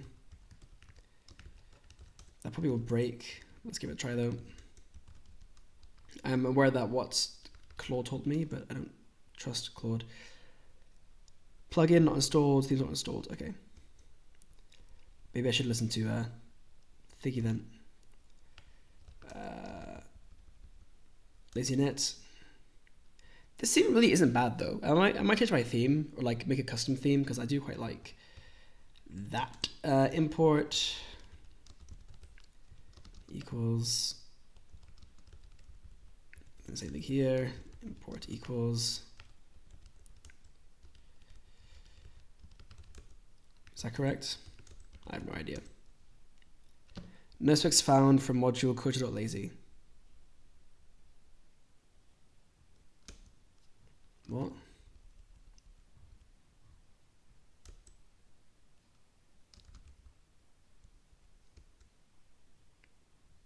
What's kojo.lazy? Oh, it's here.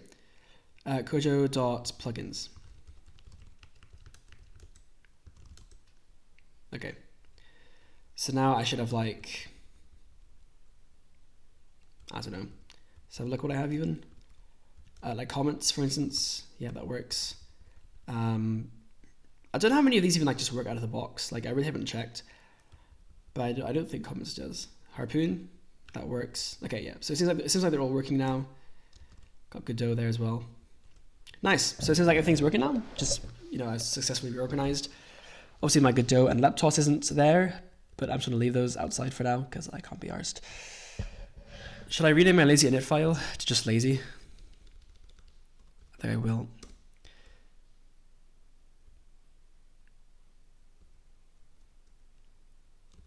I like the part where it renamed. That's better. And I think in init then, change this to just lazy. Yep. Need to sort out this stuff, but whatever. So what else we got then? Let me look at the plugins before anything else, okay?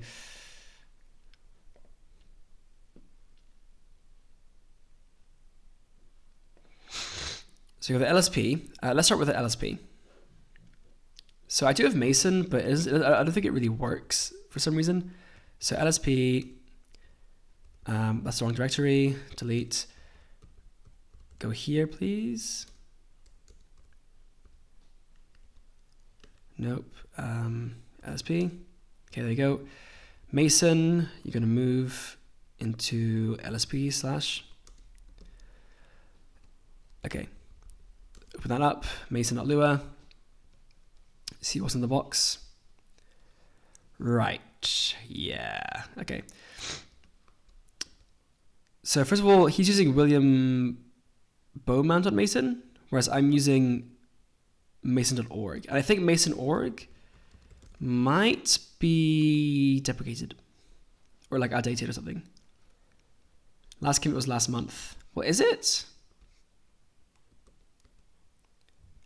So then what's William Mason? This one.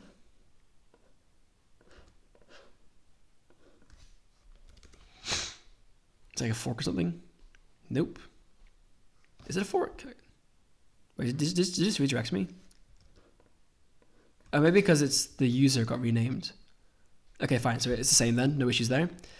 That makes things a lot less complicated. And then we say dependencies. Look at that. Beautiful. Dependencies equals I guess Mason org / Mason LSP config, if that still exists. It must do, because otherwise this wouldn't work, right? Okay, and then config function local Mason equals require Mason. Remove the setup.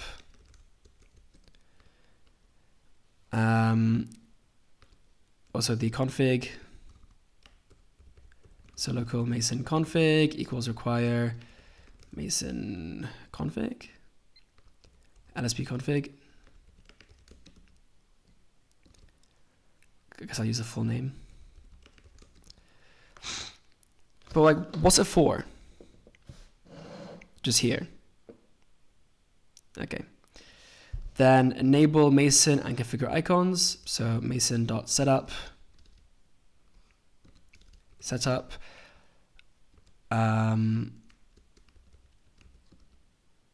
UI equals icons, which is package installed.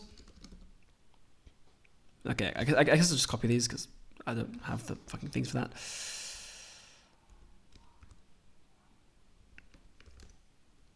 Yeah, that's nice actually, because I could just press P there instead of having to do the plus P, which is quite nice. Just give those thingies, trailing commas. Okay, that'll do. Local ensure installed. I guess it's the same name as the actual thing, so I might as well go with that then. And it's just a list of all my things, right? So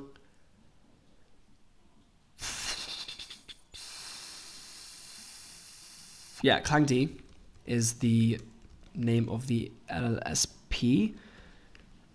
Rust analyzer, also be very good for Rust projects. I guess Lua, since I'm literally using Lua here, would be good as well. GraphQL, Emmet.ls, PRI. Yeah, I don't use any of these. Well, I don't really use any of the other ones. I'll get CSS and HTML as well though, since I do some web dev time to time.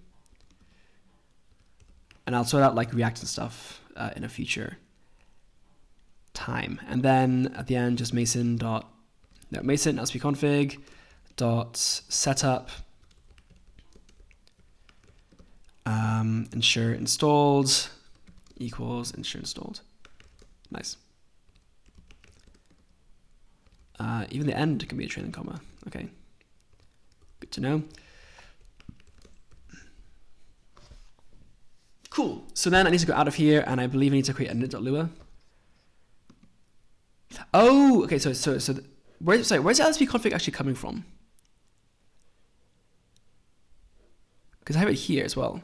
Like, what is this? Neovim / nvim. I guess it's like a separate thing. Jesus Christ, it looks complicated.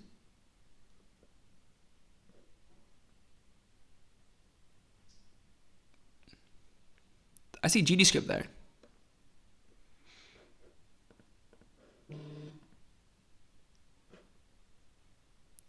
I'm going to assume for now I only need Mason and leave it there for now. So let's go to init.lua. No. Okay, so how do I... Oh, right. It's in the lazy, I guess. I mean, I could also add... Well, no, because it has to do it. Okay, so lazy... Import multiple here. Plugins and plugins.lsp. I think that's how he did it in his, right? Yeah. Okay. Quit. Neovim. Let's go to clone that. Up to date. It's just one error. Rust Analyzer was successful. ClangD was successful. Okay, that's good at least. What was the error? I didn't catch that.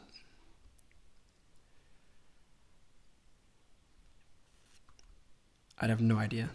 Okay, whatever. So let me go to some random folder then. PF is working again. Awesome. Let's go into... Actually, what is it telescope? Yeah, so telescope has these keybinds. Don't know why, but whatever. So let's go to...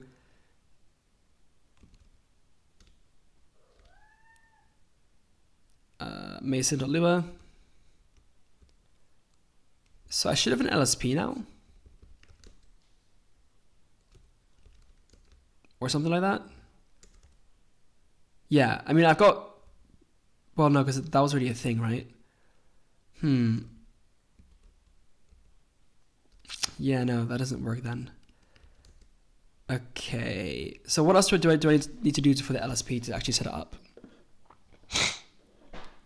Like, do I need to go to plugins, LSP, and then like, do I need to set all this whole thing up?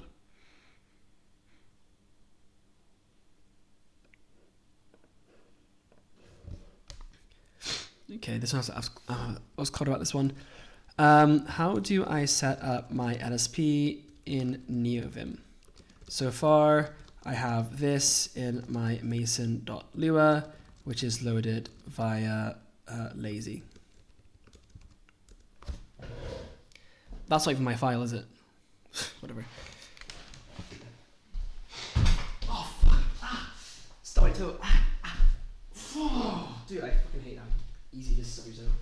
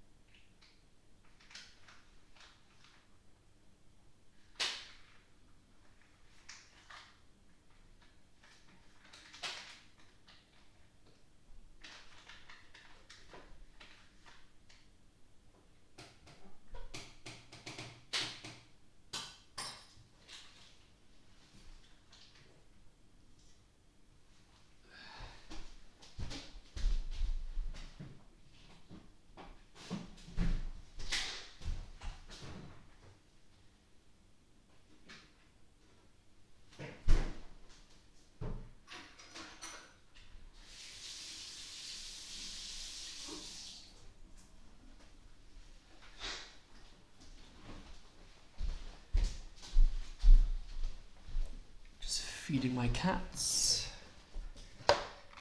With Neovim, Mason, LSP config now automatically calls this for whatever is initially installed.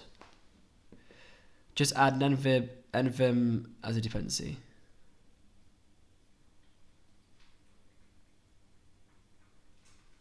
Okay.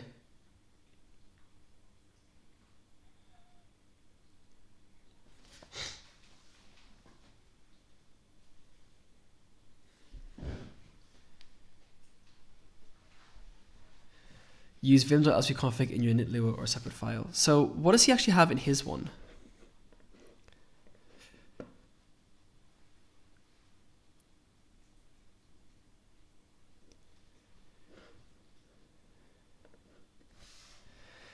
Okay, this guy who I'm copying has this file too.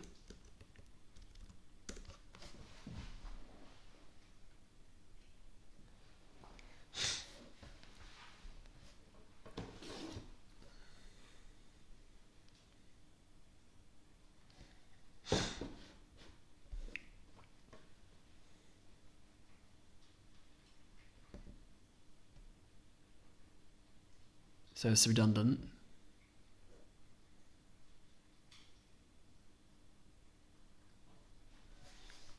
Just wondering how much of that is necessary. It's so weird. Like, how do you get advice on this without like AI? Like genuinely, like who the fuck knows this?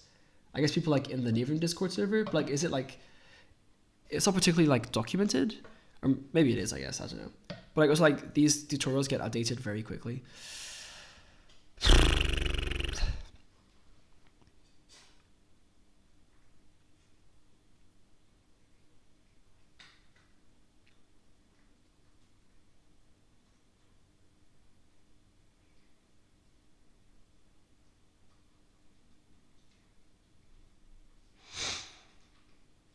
vim.lsp.config. Where's that?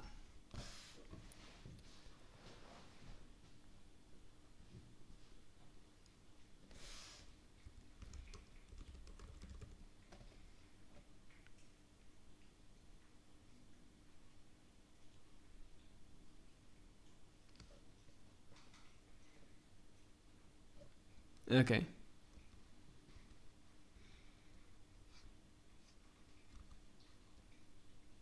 How does this affect my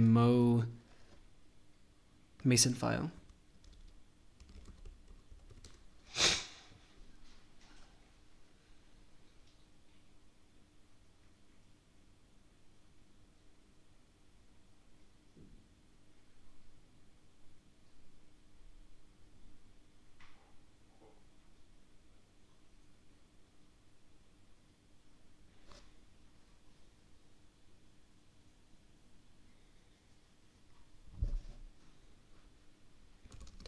And what if I just keep automatic enable equals true?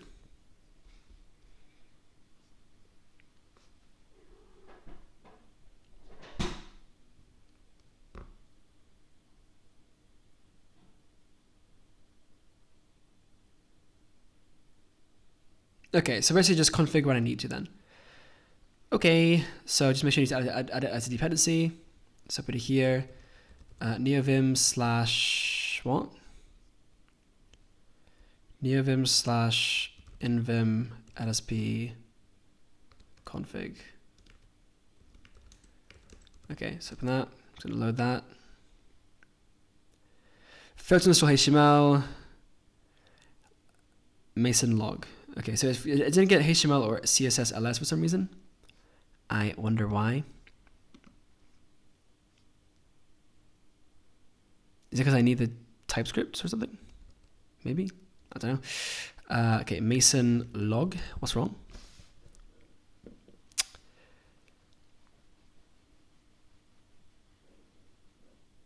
Error. npm. What? No such file for CSS and HTML. Okay. I don't know why those would have failed, but I'll just guess I'll just disable them for now. Is that a different tab? What the fuck?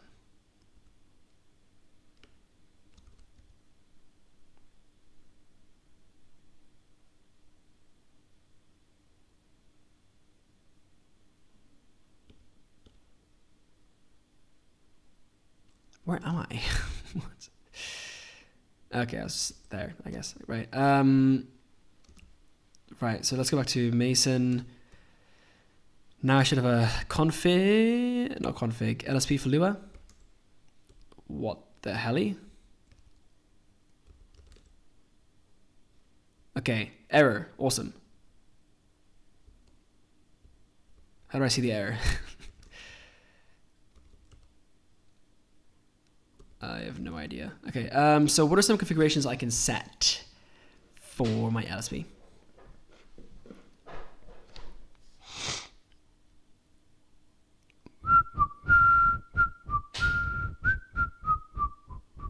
Tell you what, let me just go on YouTube. Not even. Let me just search for Neovim LSP setup with Mason. I guess there's actually the official Mason docs as well. I'll have a quick read of that, just in case it happens to have some kind of guide like that. Mason LSP config. Ooh.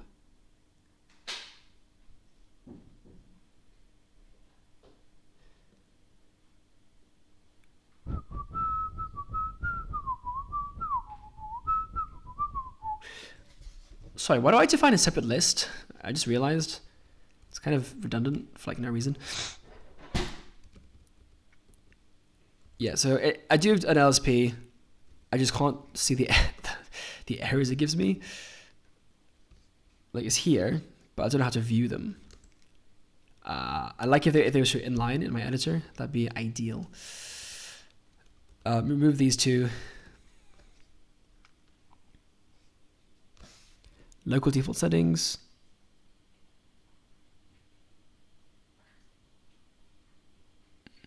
Okay. Whatever. The most concise way to integrate LSP config, Mason, and yeah, okay. So return Neovim LSP config.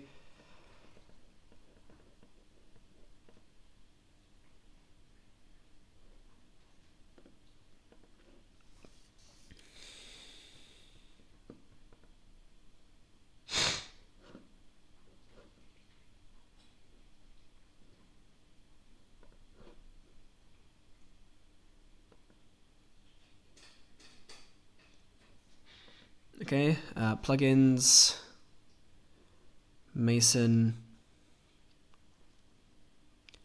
build equals Mason update.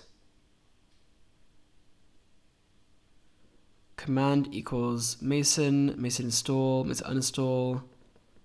Okay, oh, this is built in already.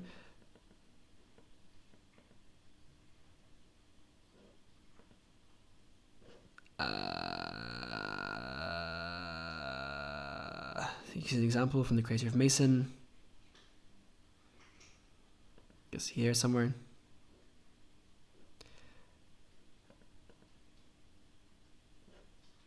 Interesting.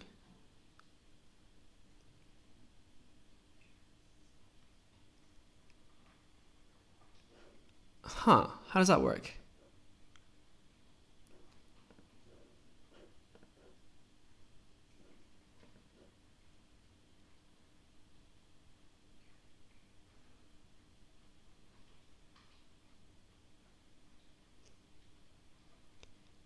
Mason.setup, Mason LSP config.setup, ensure installed. Right, so this doesn't even use lazy. Why do I use lazy? I guess it's just like for the order of how it loads, I guess. Right. So how do I have the specific... Oh, wait, does it grab it? I didn't see.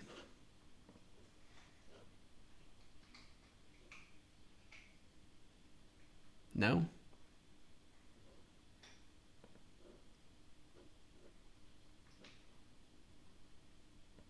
Nope. Okay.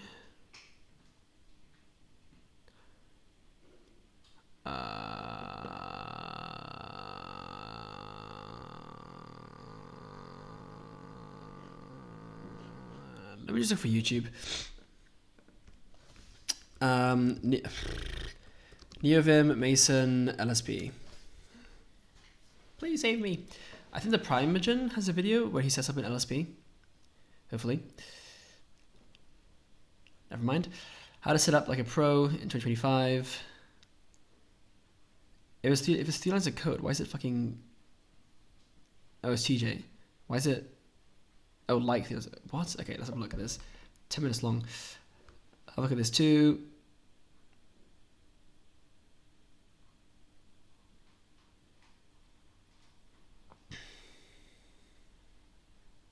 You don't need plugins.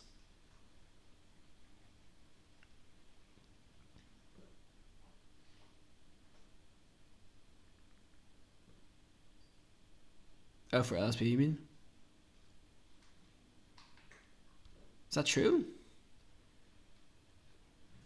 What the fuck? Today we're going to be talking LSP, Language Server Protocol. What is it, how to configure it in Neovim, and the basics of what's going on outside of Neovim as well. And before we get started, we really need to actually learn a little bit more about what's going on with LSP. I know. Learning the thing is very out of style in 2024, but unfortunately... What can I do? I'm a 30-year-old dad with 3 kids. Out of style is literally my middle name, okay? That's the best that I've got going for me, all right? So we're going to learn a little bit about what it is and then copy and paste some code, okay? All right, so I'll meet you in the middle, all right, chat? So here we go. Basic idea for LSP. It's a common language for editors and an external program to talk to each other to give information about the state of the editor and the state of your code. Okay, so basically LSP says, hey, editor, you can send information about the changes that are happening and what files are open and how they've changed and where the cursor is and all this kind of stuff. And then the language server sends back information like, hey, you have an error here. Or the editor can ask, hey, what's the definition of the thing under my cursor? And then the language server will send back to it and say, oh, it's in this file at this location. Okay, that's sort of the basic, very, very basic, overly simplified idea of what's going on there. Okay, and those external programs, they're just like running somewhere on your computer, right? And the editor is often called the client because it's the one talking to the server, right? So client server, that's kind of the idea of what's going on here. And Neovim has this client built in. We can do something like, my keys weren't inside of here, luavim.lsp, and we can see that there's like a ton of functions inside of here that we can use, right? And we can do help vim.lsp, and we can see a ton of functions inside of here as well, especially if we're looking inside this spot, right? So there's like a lot of stuff built into Neovim, and it's really cool, and I think it's designed really well. And I'm not just saying that because I spent a lot of work on it. Lots of people much smarter and better spent a lot of time thinking even harder about it. Okay, so it's really nice. But here's the thing. You need to run those external servers. So you got to actually like tell Neovim where those servers are, when to start them, and any additional configuration that might need to be passed to them. And that's where nvim lsp config comes in. Okay, this is basically, like it says, a data only repo. So it just provides a bunch of useful defaults to help you configure and interact with the servers. All right, so what we want to do is I want to get Lua LSP working so that we don't have such a scuffed experience where if we like leave an error, we don't find it out until much later. Okay, so the way that I usually do this is I do something like help lsp config -all. We don't have that installed yet. We have to actually install it, right? So we go to here, we make a new lsp.lua. Okay, awesome. We're gonna go inside of here and write ourselves a nice little return like this, and go we'll grab this here like this, and we'll give ourselves a little config like that. And now here's where we need to start doing things. It says, hey, the way that you do this is to require lsp config, the name of your server, and setup. So the way I normally do this is after I write this, which we don't have anything right here that we can actually do. We have to restart Neovim here so that it actually installs this. What did I forget already? I forgot a bracket there. That's why it would be nice to have an LSP, wouldn't it? Okay, so now we would install that. So when we go back to here, we can do something now like help lsp config -all. And then I would just search for like Lua, and it says, oh. Nope. No, down. Get off the table. Bro. Come on. Got another cat walking on my chopping board. Awesome. Hey. Look, man. Lua LS. So I say, okay, well, let's find Lua LS, right? And it says, okay, here's the language server. Here's how you install it. You can just go to this spot. I've already done this here. Pretty easy ways are like installing it with your package manager. I built it from the latest release. And in that case, you just need to make sure basically that you like link the downloaded bin to somewhere on your computer, right? So that you can actually access it in your path. And you can double check that by running it and checking it here. You can also check something like echo executable of the name of that. And if it returns a 1 inside of Neovim, that means Neovim can find it. That's very important. If Neovim can't find it, then it's not going to be able to run it. Okay. And so then after that, it's got some info here, but the basics of how you would do this. So we're not going to do the rest of this exactly. We'll just start with require LSP config dot Lua LS, because that was the name that we found, setup. Okay, and so we'll save this and we'll go ahead and open this back up. And when we open now like RNet Lua, the Lua language server is going to start, and then it's probably going to start yelling at us because it says, dude, you're using global variables I don't know about. Right. Okay, that makes sense. It doesn't know how to find Vim yet. All right, so you get this right away out of the box, no configuration necessary, right? It starts showing diagnostics from the LSP. But you say, okay, I'd really like for it to know about that. So let's go ahead and tell it a little bit how to do this, right? And in this case, I'm going to use Folkcase lazy dev.nvim plugin, which basically just sets this up for you so that you don't have to know too many things about it. And so in this case, we can just copy this here. We'll go back to our LSP, and I'll add this as a dependencies like this. And then we need to also make sure that we have a comma there, which is good. And then once we have this, that's all. That's it. It just says, okay, once you do that, then you're all set, ready to go, no problemo. Install the plugin, start editing your files. Sweet. Okay, so when we do that, we can open up Neovim again.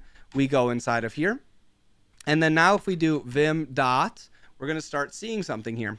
If we do Control X, Control O for Omni completion, we have our Vim globals. We have our Vim globals, okay?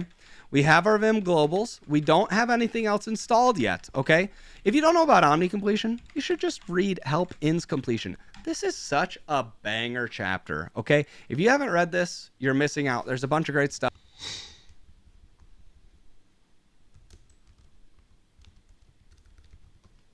Control X, Control O. Huh.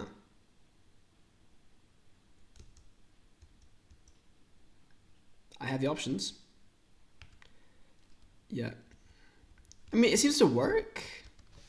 This is the one right here that you really need to know about. Yeah, I'm really lost, dude. I'm just gonna leave this video. What's up, you guys? In this video, I'm going to be sharing with you how to easily set up in my config to install all of my different plugins. Before we continue, me and my inside of this directory, I have the configurations for all of my different plugins. Going to be a plugin spec. Now if I do :mason and press enter, and I press 2 to go to the LSP tab, you'll see a list of all of the available language servers that you can install through. Right. Okay, so is it TS? No, that's what Cheeser do. Now if I do lazy, that's right, it's lazy. Lazy and oh, is it? Oh, okay, no mind. It'd be. Bro, why is it? Okay, escape. Is it Mason? Yeah. So Mason 2. Okay. Yeah. So I have Clang D, I have Lua, and I have Rust. What I don't have is Ada and all this other stuff. So say I want to have like CSS, right? CSS LS. Yeah, so why didn't that work when I tried to install it? It's weird. Is there GCC, by the way?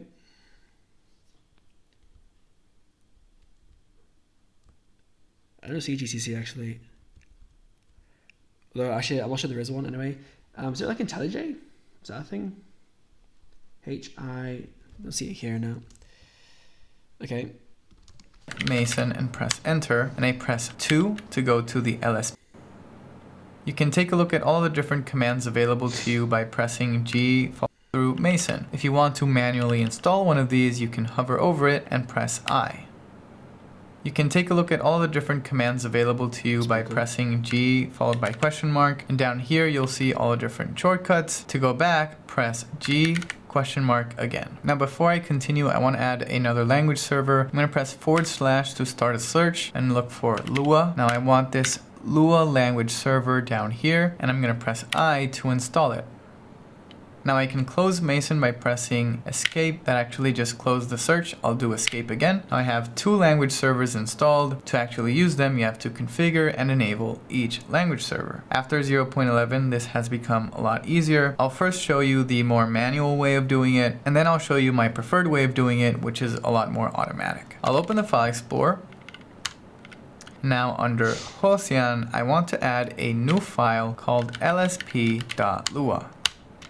I also need to load this file in my init.lua, so I'll open that, add a new line here. I'll go back to lsp.lua. Now let's say I want to use the Lua language server, then I can do vim.lsp.config. This is to configure the server. I'll provide a name for it. I'll just call it lua_ls, and then add my configuration under this table here as the second argument. Then I can provide something like the following. CMD will tell Neovim what command it'll need to start the language. This server name here, what file types this language server should be used for a private language Lua_. I can close the example for the Vim global, and if I do check health vim.lsp, it says here that Lua_ls is an active client. Neovim check health vim.lsp.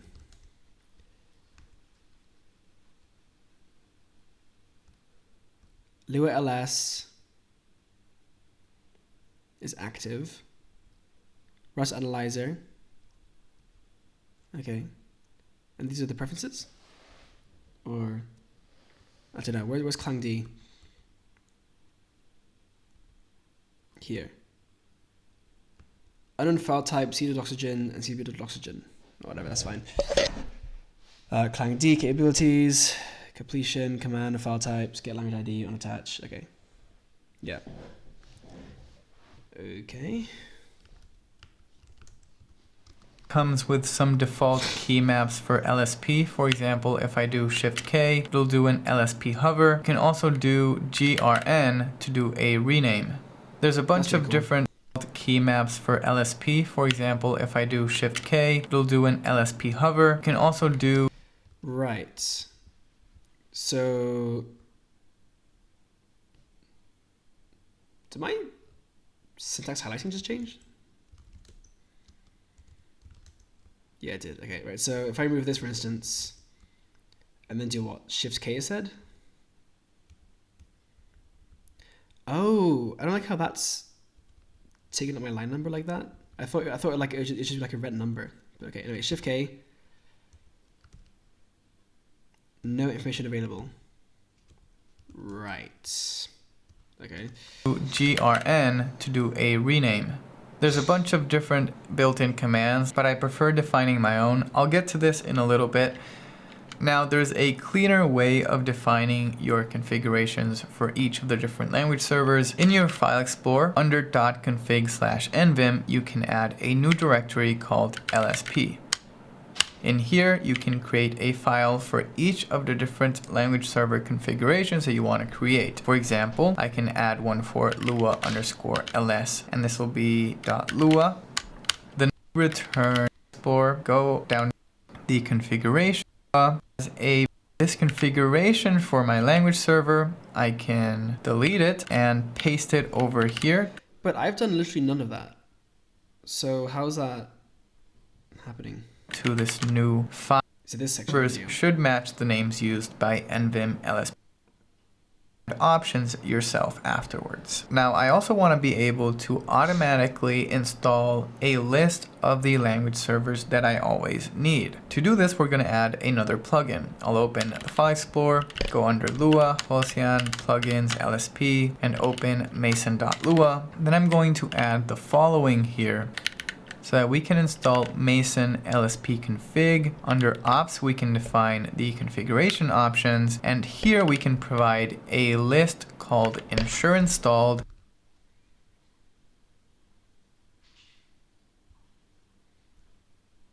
Right.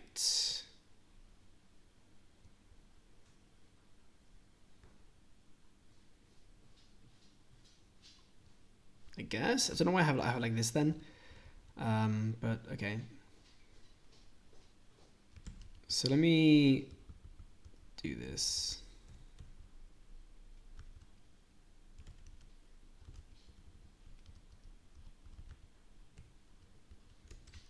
Then delete this.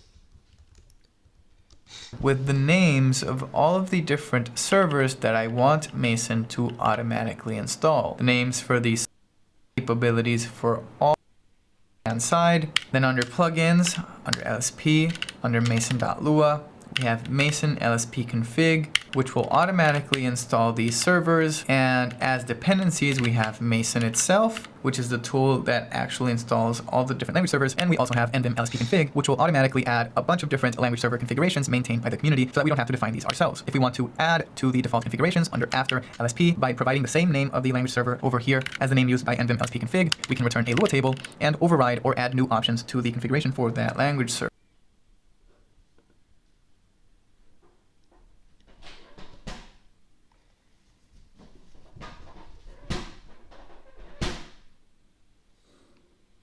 Okay, LSP has been native in Neovim for quite a while now, but it's safe to say there's still a lot of confusion about how it all works, and do you need plugins or do you not need plugins? So in today's video, I'm going to show you the different approaches on how you can integrate LSP into your Neovim config. I feel like We're going to go through the basic setup right now. for the bare bones, so you don't need any plugins. We're going to go through some plugins. I get what an LSP is. I have no idea how the hell it works in Neovim though. Like how you meant to actually install it properly.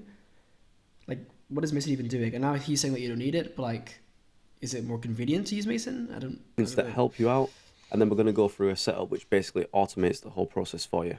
Let's get into it. So to start with, I've just got a really basic config here. I've just got some options just to make it a little bit easier, and I've also just got a plugin which is just my color theme, and then obviously the way to set it up. Nice and simple. Okay, so since we're going to be starting with our Neovim config, let's just keep things really simple, and we'll just install the Lua language server. So first things first, you're going to want to come to the Lua language server website, scroll down to the install, and you're just going to do brew install Lua language server, or with any package manager of your choice. But once you've got the Lua language server executable from your command line, you're good to go. And then all we need to do is we need to come over to the Neovim LSP config repo, which is maintained by the Neovim organization. And this is just where all the LSP configuration files are. For now, we're not going to be using any plugins. We're just going to grab this one file that we need, which is the Lua language server. If I just grab this file, it's just going to be the base configuration. It's got some comments in there if you want to read through them also. So .config/neovim. You can now add a folder or a directory called LSP. And then once you have that, anything in here, as long as the file matches the language server name, anything in this file will be run with a configuration that you set.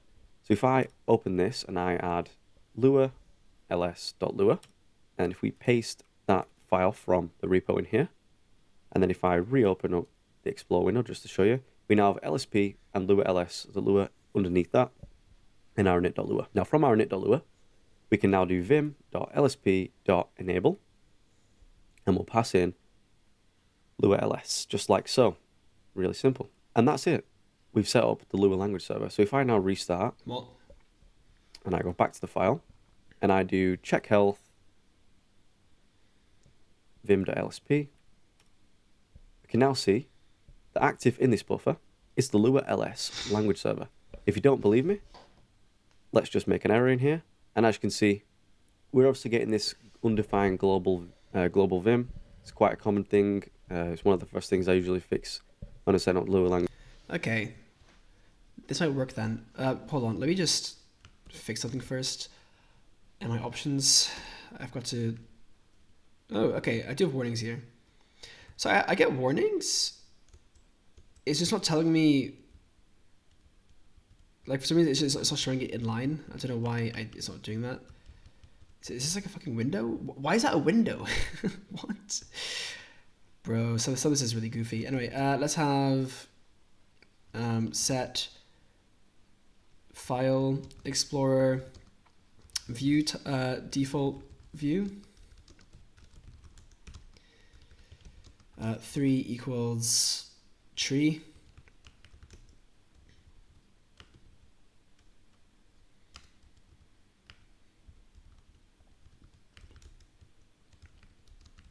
Zero to 3. Server. So we'll just go and quickly do that now. No problem. And it actually does talk about in these comments here of a couple of ways to do it. So you can either add it to the workspace library like this. I personally use this option here, so I'll just quickly show you that down here. So what you want to do is you want to do settings, Lua, and then obviously your workspace options right there.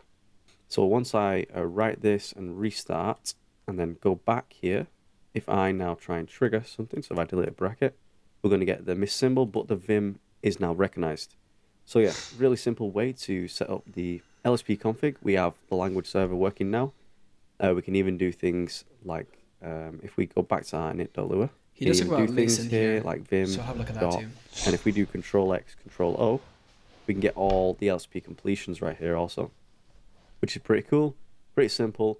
And to say we've done this with no plugins other than a color scheme, pretty fine and dandy. So that is literally how you set up a language server. You can do that for every single language server you want, and you can fill up your LSP with tons and tons of language server configs, and then you just add them in here, and then just need to enable them down here. Simple as that, right? And then you can configure them on a case-by-case basis. Now, just in case you don't want to manage all of your language server configurations like this, well, that is where you would use a plugin like Neovim LSP config. So, for example, if we look at this one right here, it was updated 4 days ago, right? I don't know what was added here 4 days ago, but language server configs do change. If you're not using a plugin like Neovim LSP config, you're going to have to update these yourself when something accidentally breaks, for example, which isn't a problem if you want to maintain it all yourself. That's cool, no problem. However, if you want the easiest way to do it, I'll quickly show you that now. So all we need to do is just install this plugin. So I'm going to be using the nightly version of installing plugins. What even changes? I'm a bit confused. Like the LSP itself looks very simple. Which is basically just like this. So you add it in like that. If you're using lazy, it's basically just adding that part there, the Neovim LSP config to your lazy dependencies, for example. And now we jump back to this Lua LS. Like what here could break that would require you to update it?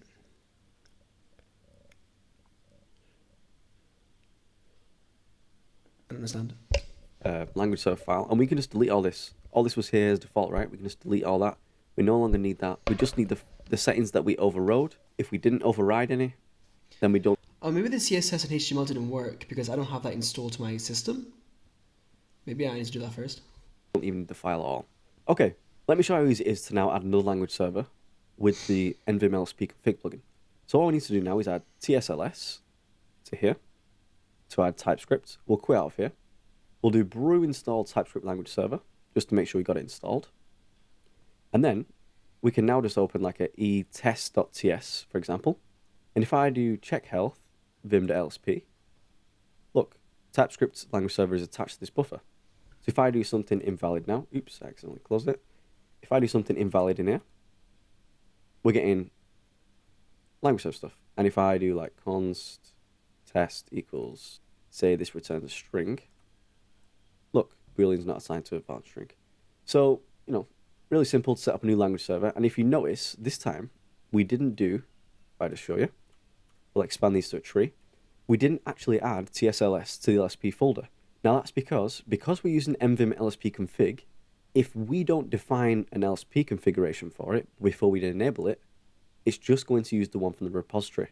So if I go back up to here just to show how that works, because we're using Nvim LSP config, it's just going to manually grab this for us. So if we go But what to if you have TSLS, manual overrides, but only for some things, not anything? it's just manually grabbed this language server here. And this is the configuration it's Right. going to use. That's more Unless you want to override anything like we Yeah. did with the Lua one, where you can manually override certain settings. So there you go. I've shown you how to set Is it up that only with certain no settings, or is plugins. it like I've shown you how to set it up with one plugin. completely? Now I'm going to show you how to overwrite it? set it up with more plugins. Now, this is all completely optional. Some people prefer to do it this way. I'm one of them. We can now add something called Mason. Okay, If so I he just does grab prefer Mason it. here, we'll make another one. We'll change in here. We'll paste it in there. And then Mason actually does require you to do require Mason dot setup. And now if I reload our config, and we should be able to do Mason now. Perfect. And as you can see, we've got all the language servers that we have installed here. But let's imagine that you've not got any installed. The reason why you'd want something like Mason is if you don't want to be manually going in your terminal and installing language servers, which is understandable, right? Not everyone wants to be doing that. Well, Mason just provides a nice convenient way for you to just go, right, I want to install this language server. You click I, it's installed. Easy. So that's one of the other plugins you can use to help streamline your setup. We can grab another plugin called Mason LSP config. And this basically acts as a bridge between Mason and LSP config and adds some pretty convenient features. Now you can add near options such as ensure installed. So if I add ensure installed and I delete that line right there, now I'm not calling vim.enable anywhere. I've just got it in my ensure installed. And if I quit out of here, I open it back up, we'll go back to the init.lua. And if I just make an error, as you can see, the language server is enabled. I'll just do the check health thing again. The language server is enabled, even though we didn't call enable. And that's because under the hood, Mason LSP config is going to automatically enable any languages you have installed with Mason. So there is another plugin I like to use, just for more convenience again. And let's just go to my Mason, I'll just demonstrate why I like to use it. So if I go to Mason, and I remove ESLint-D, for example, I'll just delete that, it's been uninstalled. Now let's say I want this to be a requirement, ESLint-D. Now ESLint-D isn't a language server per se, it's a linting, a formatting server. So if I just right and quit out of here, and I open back up, we're going to get an error at the bottom there. ESLint-D is not a valid entry. Make sure to only provide server names. And that's because this isn't an LSP, like I said, it's a diagnostic server. So there is another tool called Mason Tool Installer. And if I just show you this, it's by Who is Seth Daniel. And basically, this is just a way you can configure the ensure installed in a better way, in my opinion.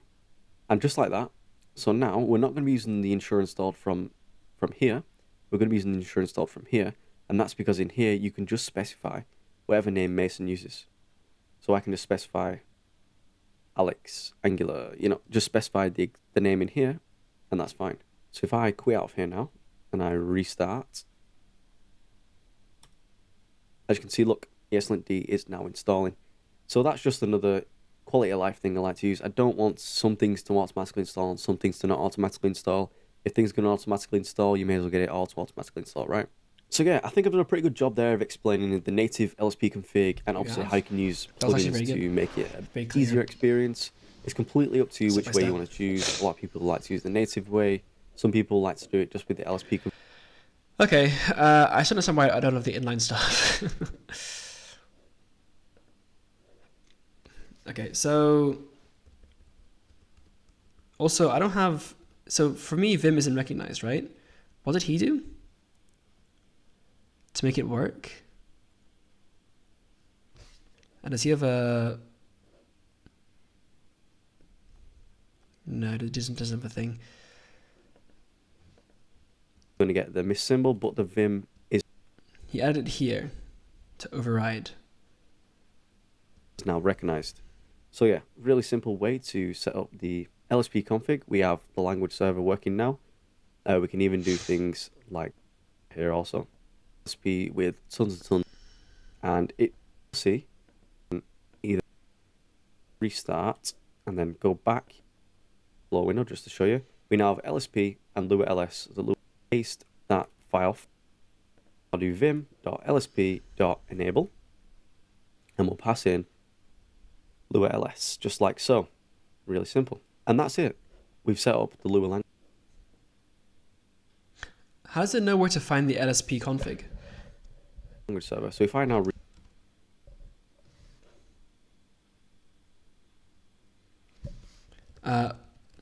if I want to do language specific overrides like Lua ls.lua, where do I drop these?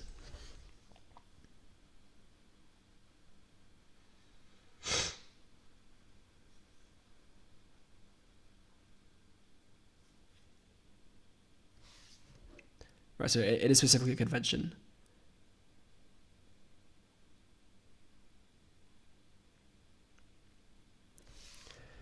I am on 0.11 plus. Is it specifically after /LSP or my name /LSP?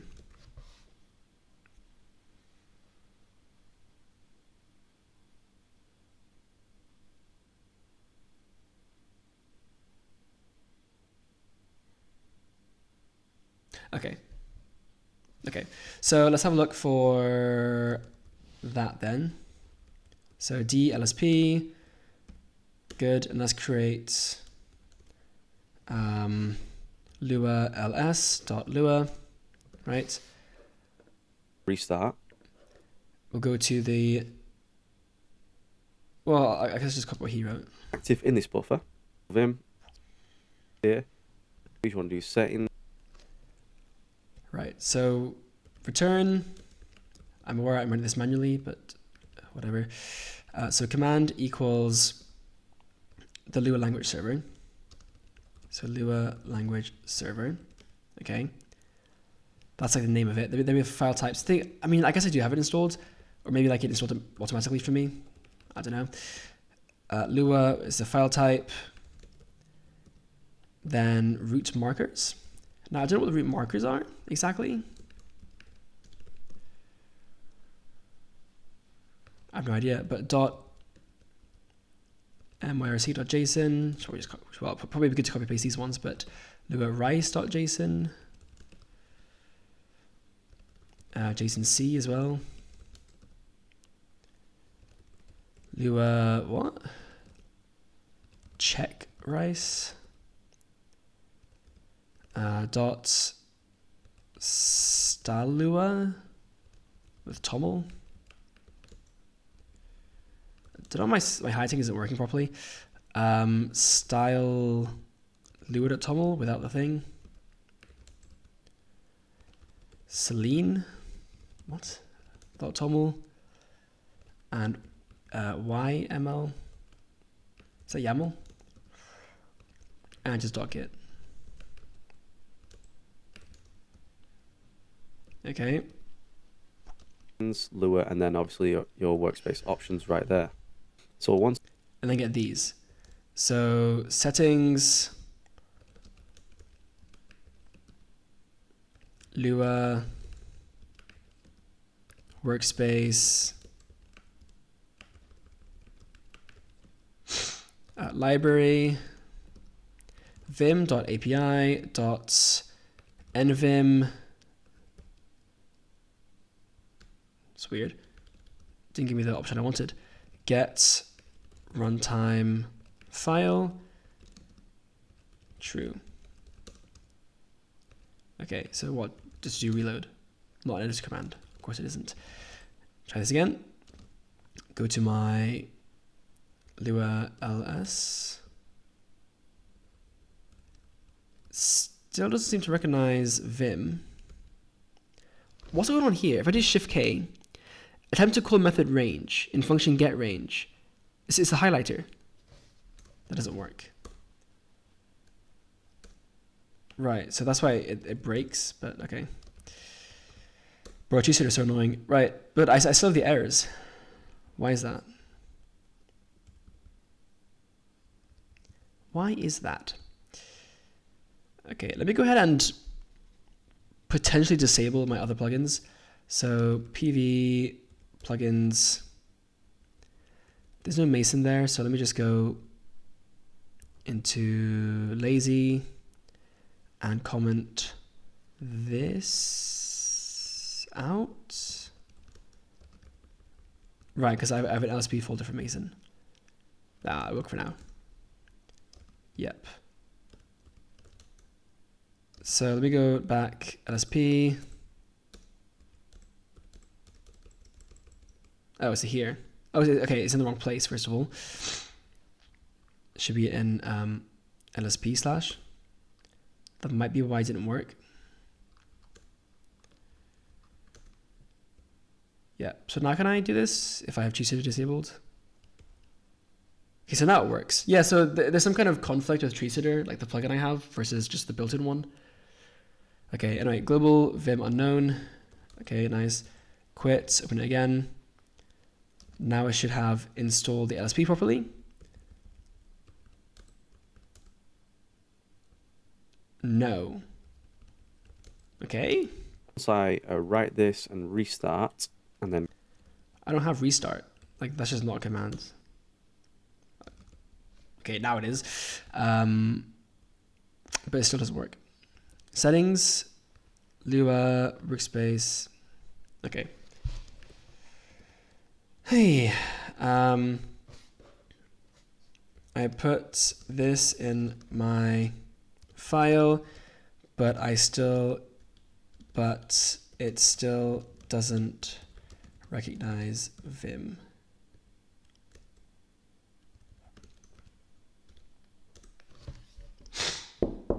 LSP slash Lua. LS.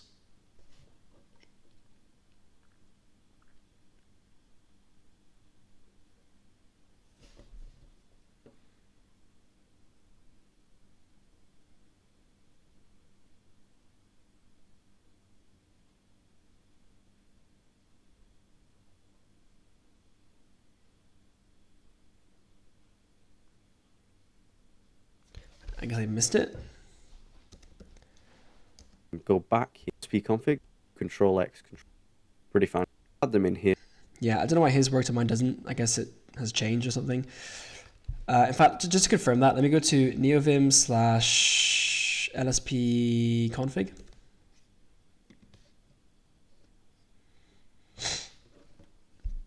Give it a second. Let's go to LSP. Find Lua.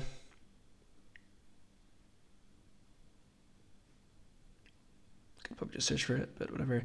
HIJKL.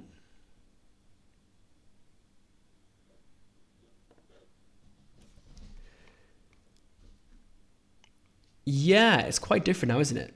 Damn. Okay. Do I need to override the entire file, or can I get away with only overriding what I need?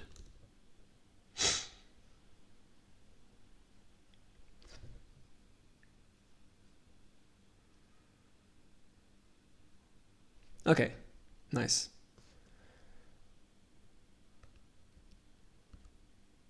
So this is what it says I need. So let me just copy paste that. Straight up.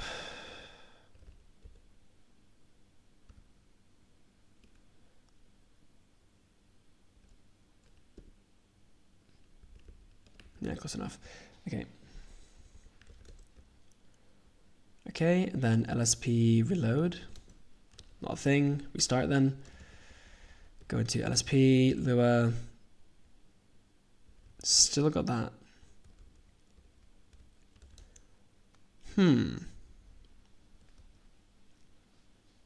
Does it matter where it is? Like, does it have to be here or can it be in Kojo? Is it okay if the file is in home/.config/nvim/kojo/lazy, is it? nvim/lua/kojo, nvim/lua/kojo/lsp/lua ls.lua.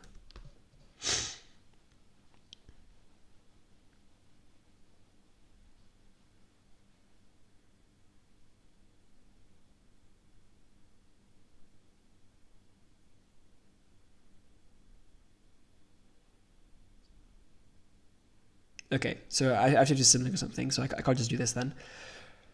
Okay, so let me rename this then. What's it? LSP/LSP. fuck?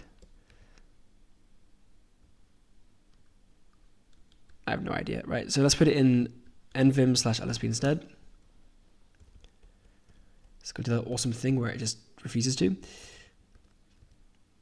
Okay, because it didn't exist, that's why. No, it did move?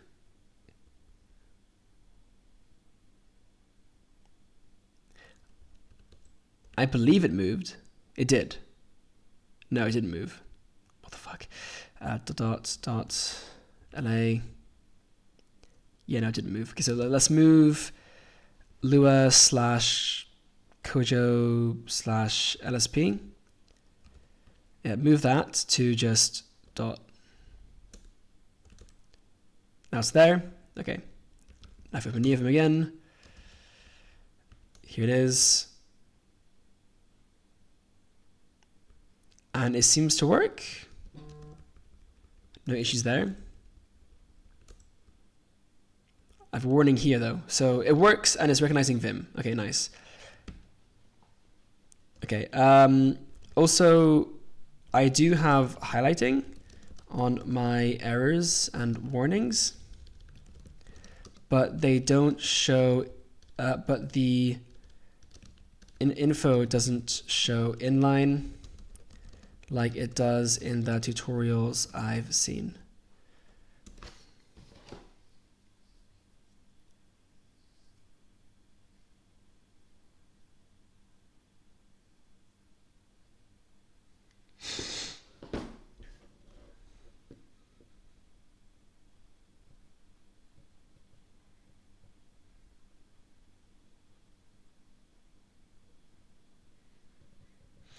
Set your whole config for other vim.diagnostic.config calls.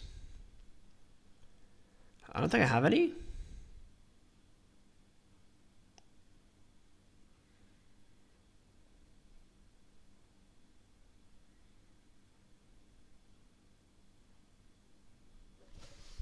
I use lazy.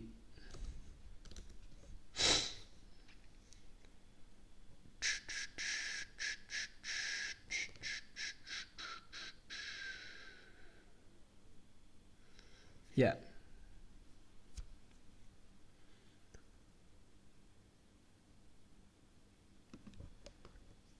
Run this. Lua print vim inspect vim.config. It is my current effective diagnostic config. Okay, sure.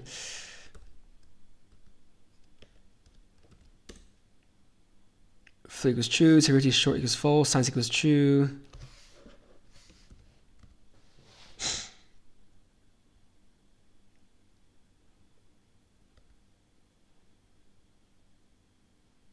I don't see anything special here.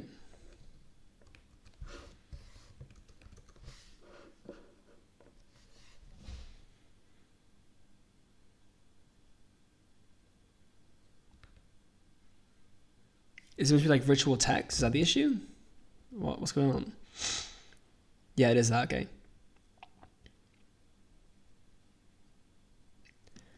Fucking hell.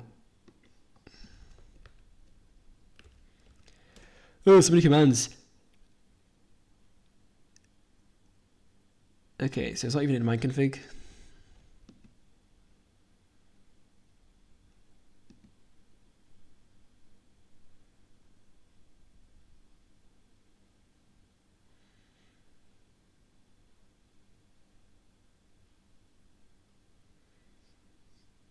Yeah, I'll just grep.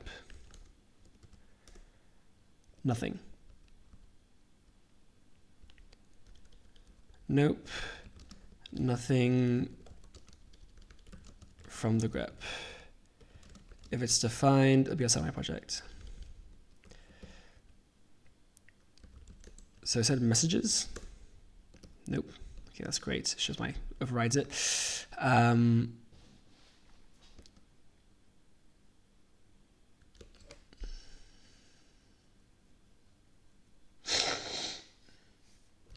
Man.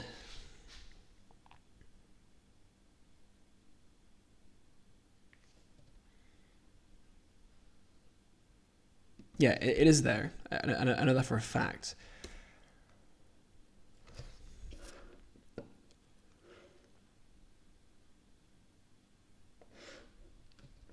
It's in render.lua, it looks like.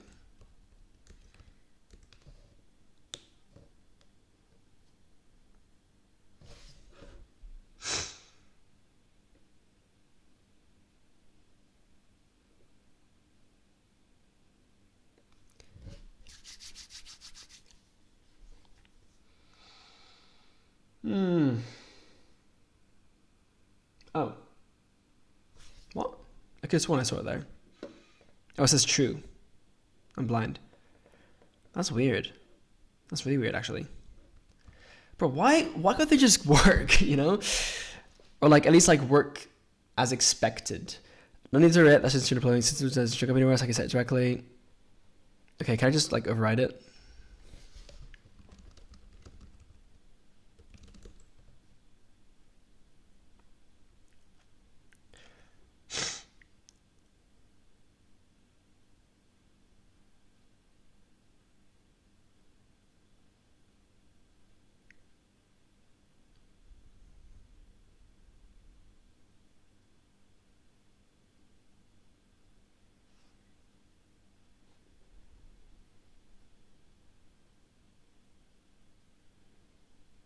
So put this at the end of my init.lua.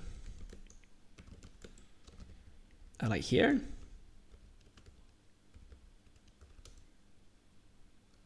Probably a good idea to be fair.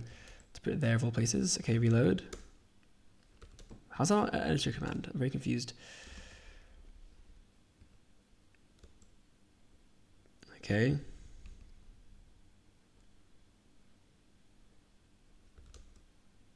Now it's there. Okay. Well, now it works. Cool. And if I don't include this, what happens?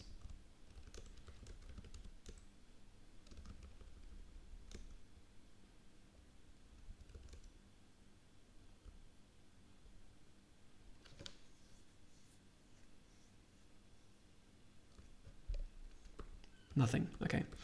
Like no thing there. Interesting. So is it usually that prefix? Or I thought it was usually something else, no? I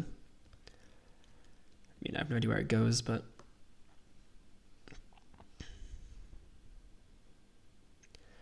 Otherwise I have to find it by myself. And like locate it. It's just a pain in the ass.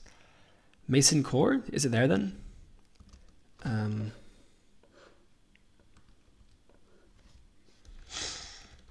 Fuck me. Can I grep and then pipe it into Neovim or something? Sorry, pipe. What's pipe operator? What is the pipe operator? Just a pipe, right? Okay, but no, that's like the text inputs. I need the arguments to be like that. I don't know how you do that. Oh, would be actually really useful if I could do that. Linux pipe args.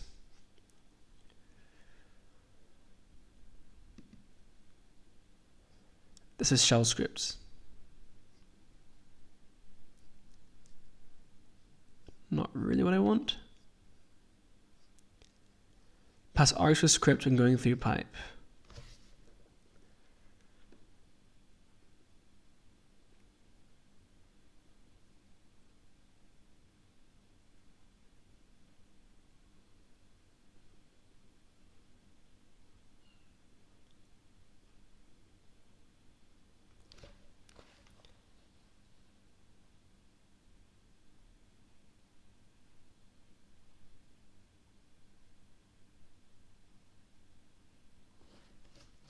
Huh? So like, the fuck? So like this, but with dot slash that? Nope, that doesn't work either.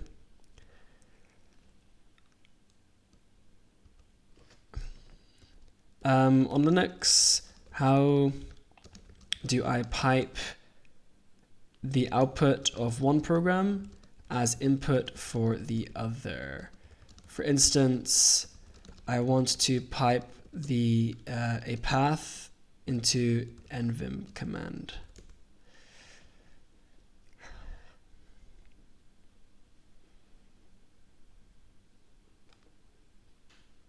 Xargs. Okay. Awesome. Right, let's have a look at this. So we're looking for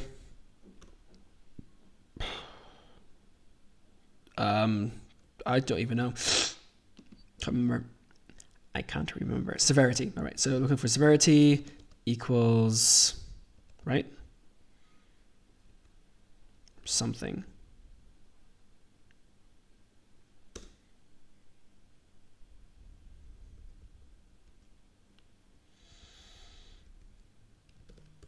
Okay. I found this at my thing. So let me quit. Take this again. Copy this path.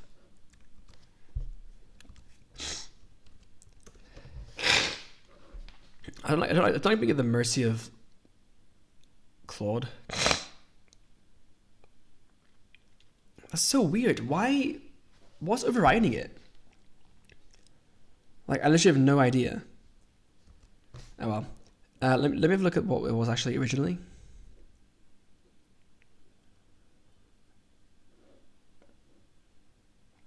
Didn't tell me. Shit. That's annoying. Whatever.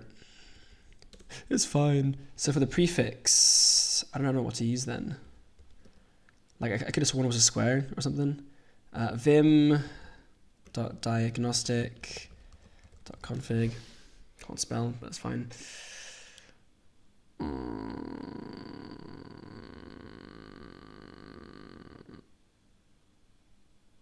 Okay, have a look at this, I guess. Hopefully it talks about defaults. Let's just do default section.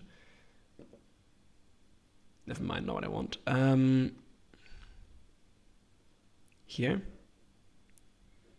Log level, severity.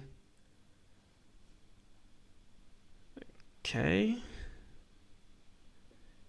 Can I search for more of that?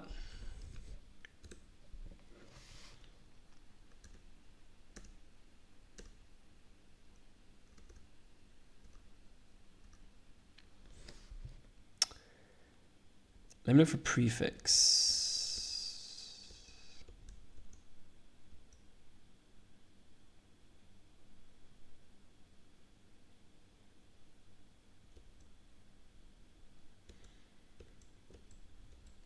Yeah, I have no idea what the default is. Doesn't matter. Anyway, so let's test this with a different project. So let's go into my freeware project, which is C++, and open that main.cpp. Okay. LSP should be loaded. Now let's say I were to do something goofy like return false. Nice, that was fast actually. Boolean chosen from main, awesome. So there you go, it works. And I have no issues with my includes as well, which is great because I did for Emacs for some reason. Okay, so this will also fail, right? Nice. It's so fast. It's actually kind of amazing. Yeah, good, very good. Amazing even. Cool, so my LSP set up, more or less. I might have some issues, but I can fix things as I go on later. For now, this is definitely good enough. Okay, let's move on.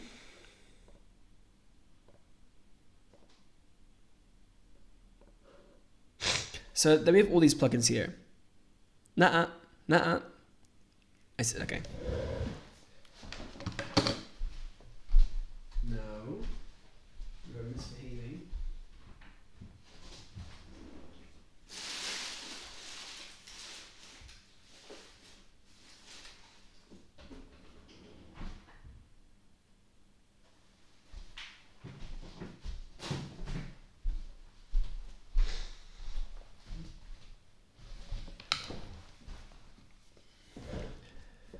Okay, so alpha, auto pairs, buff delete. I mean, I don't know what any of these really are. I have to go through one by one. Tree sitter, like tree sitter is just so broken. Let me just ask Claude. Do I need the tree, what is it? Lua, Kojo, plugins, tree sitter.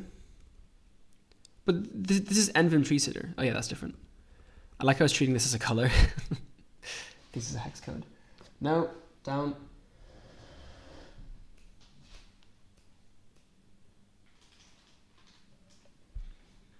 Wait, you gotta injure yourself. Do I need the Neovim tree sitter plugin for in modern Neovim still? It seems to just be causing me issues, and it works without it, right? Let me try a different thing. If I go to my blog, thank you for the autocomplete, and go to assets, content, posts, this one, I guess, whatever. Right. Yeah, so it doesn't parse this, but the tree sitter plugin does, except it also doesn't because it literally just crashes, which is really annoying. Neovim core ships a tree sitter engine itself, but no parsers and no highlight to query, files, bundle for most languages. Okay.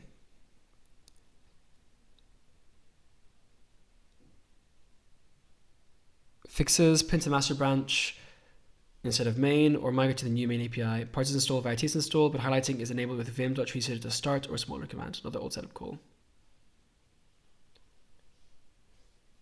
Damn. Mason. Okay, whatever. So let's... Okay, so right now...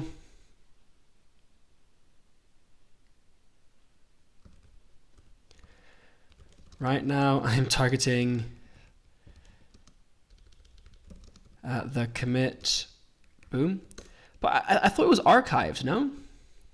Unless I gotta just like change his mind. GitHub.com/this.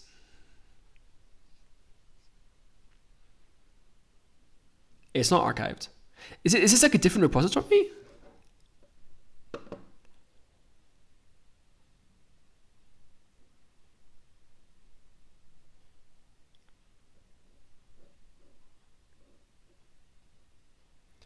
This is a full incompatible rewrite.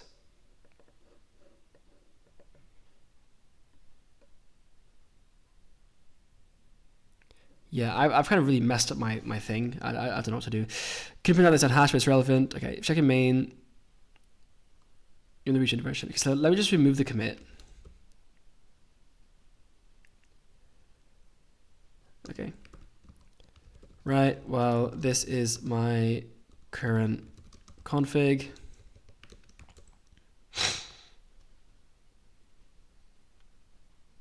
Okay, so this is all the API.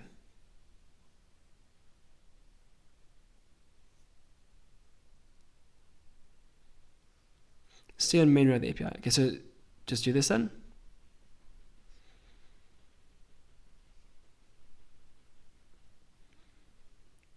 Is that not a bit redundant?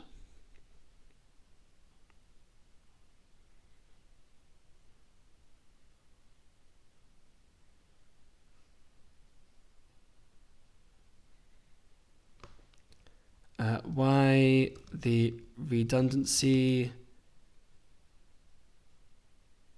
for the language names?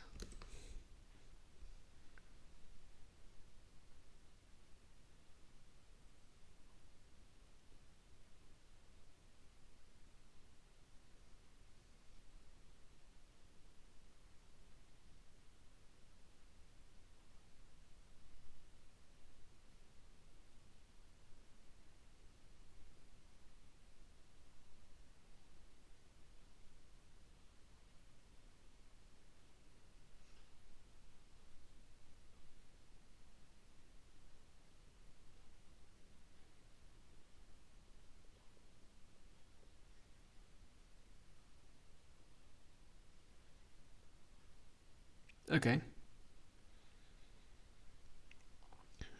You said something about C3 taking more effort with the new API.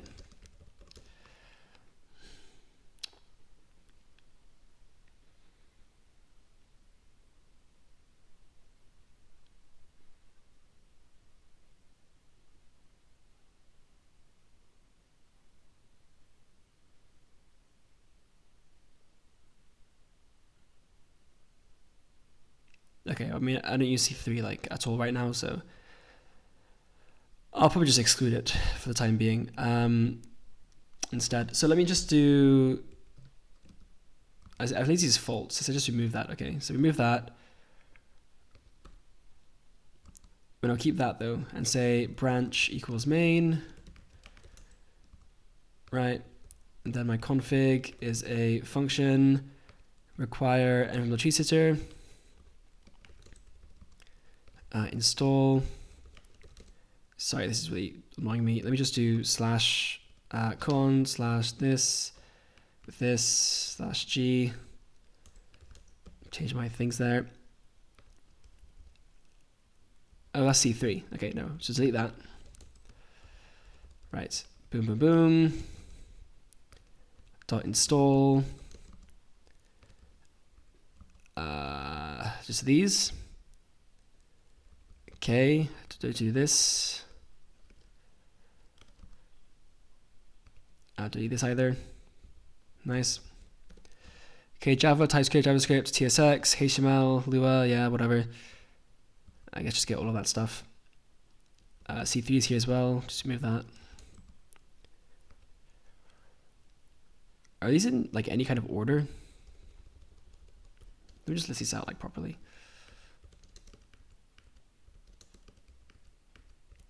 I swear there's like a way to do this faster, but I can't remember. Yeah, thanks. That's actually very nice of it to notice that for me. Okay. Yeah. Like this order kind of sucks. Is there like a thing to like sort them alphabetically or something like that? That'd be pretty cool. Maybe, maybe not. Whatever. HTML, ABCDEFG, HIJ. Yeah. EF. HIJKLMNOPQRS. LMNO. QRSTUV. Okay, looks good. Yeah. Okay, remove this and add something else. Vim.api.nvim create. Okay, I wish you would show the autocomplete for the other things as well. Okay, great. Vim.api.nvim, Control X, Control O. Okay, I don't know why it instituted by default as well. That's actually really annoying. I wish it just showed the options as I typed instead. Maybe I can set that up somehow. Auto command, file type. What? Like this, okay.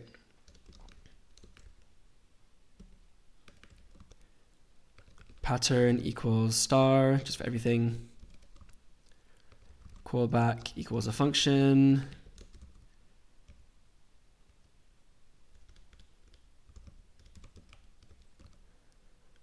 pcall. Vim.tree sitter.start. Did I just close Neovim somehow? No, I closed Claude. Okay.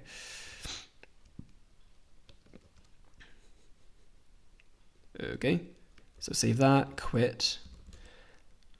So let me go to my Lua, Kojo, lazy. Not even, my init, and re-enable my plugins. Where was it? Was it lazy? It was lazy, sorry. Here.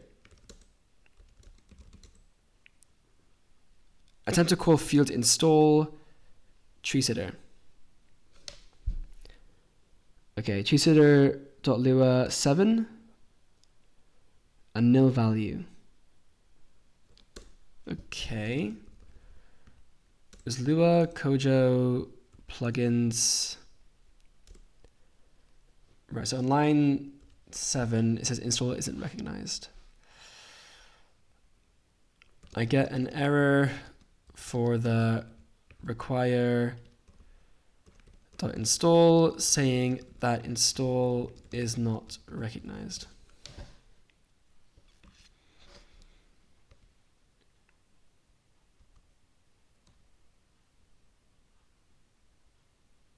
Bro, how dynamic is this?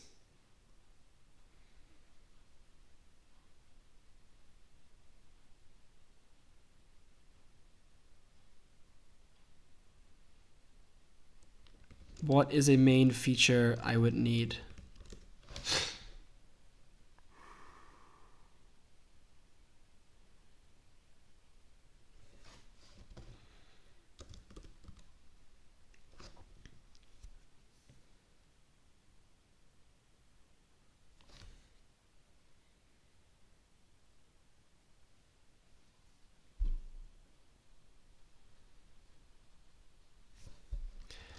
Okay, then help me migrate this back to master.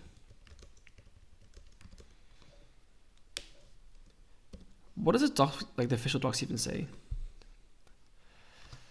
It said something about the master, I believe. Yeah.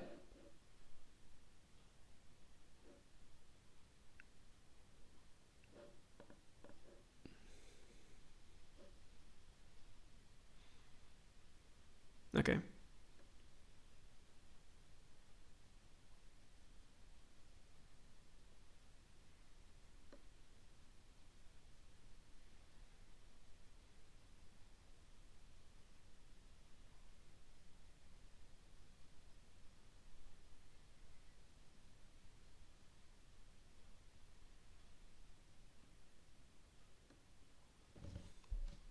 Okay.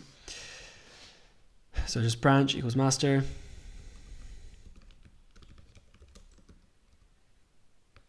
Lazy equals false. That's what's important here. Require dot parser same as before. It was set up instead as well. Oh, not even. It's different. Okay. Get parser configs. Dot C3. Wait, that's for C3. Yeah, sorry. So ignore that. Setup. Ensure installed equals these and highlight equals true. Enable equals true. Actually, how does it install C3? Just like that. Well, in that case, I'll copy it because why not? Missed symbol. What?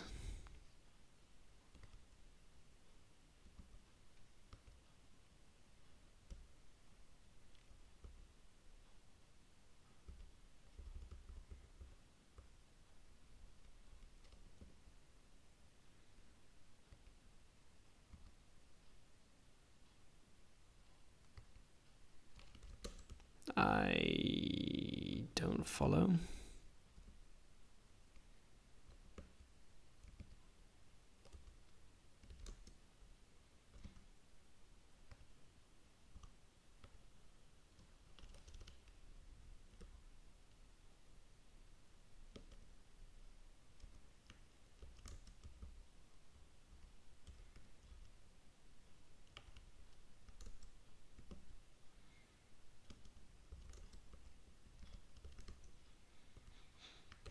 What? What's going on? Just like a bug? Why is it saying it's not correct? Yeah, wrong thing anyway. It should be configs. Config. Cannot assign boolean to parameter tsconfig. Boolean cannot match tsconfig. Type boolean cannot. What? Dot setup. Yeah. Ensure installed. Yeah.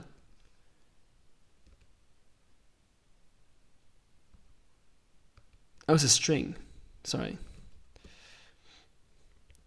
It should be a string.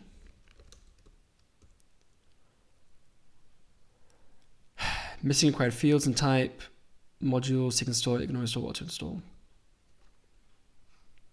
Well, apparently, no.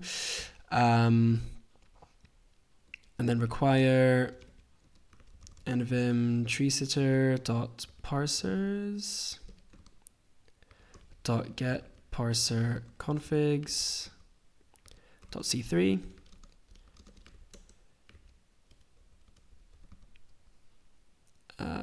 install info URL equals this one.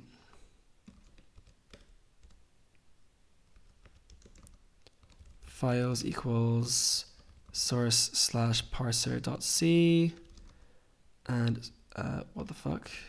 Wrong file. Source slash scatter.c. Branch equals main for this one.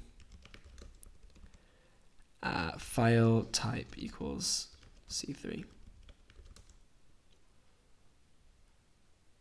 To do so, use, holy shit, class for nil. I don't understand why it's saying that. Well, that's wrong. Oh well, what do I know? Okay, and then vim dot file type dot adds boom boom boom boom. Maybe because I guess I think someone has a different branch or something, and that's why it doesn't work. I don't know. C3 equals C3. Yeah, for that file type. Okay, got an unexpected symbol error for some reason. Because I'm missing an end. Okay, let's quit. Over there, up again. Lua, Kojo, plugins, tree sitter. Okay, now it's quiet.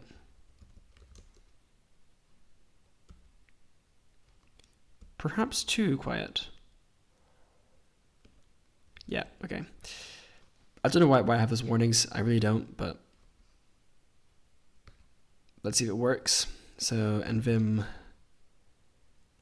Actually, just yeah. Let's go directly there. So Neovim here, here.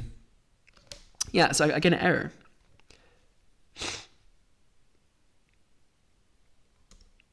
So I guess it just doesn't work. I don't understand. Let me actually have a look at this one here, because he's true sitter, right? Yeah. Because he said he fixed it.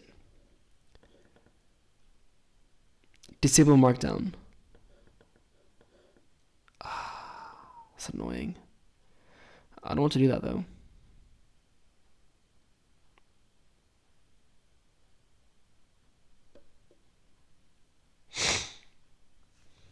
Highlight enable equals true, indent.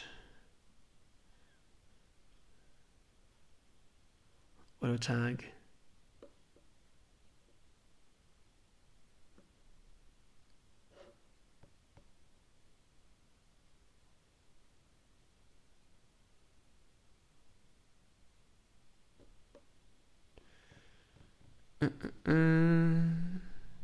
Right, I need to copy these.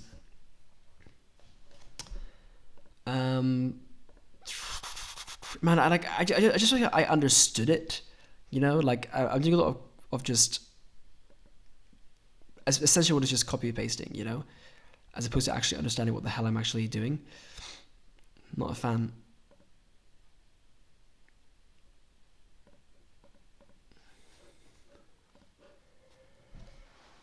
Whatever. Right. Let's have a look at some other plugins first.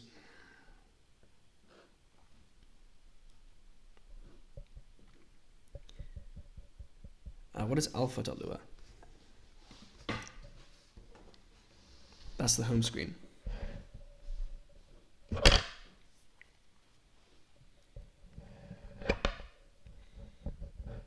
So what? Just like copy this.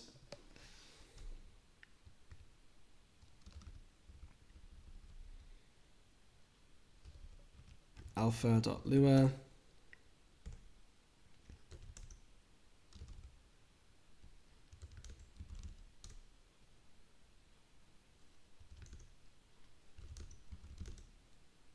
Yeah, that works. It's not centered, but it works.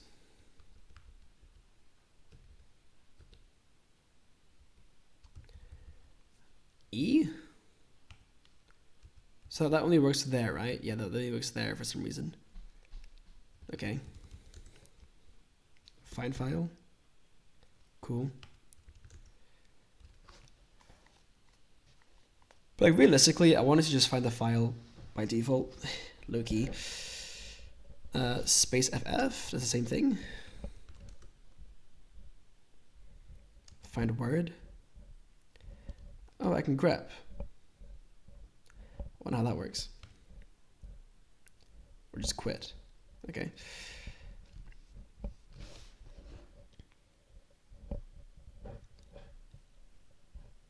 Command telescope live grep. Okay, I could probably get a hook for that. That'd be pretty useful. But yeah, there's my welcome screen. Sorry.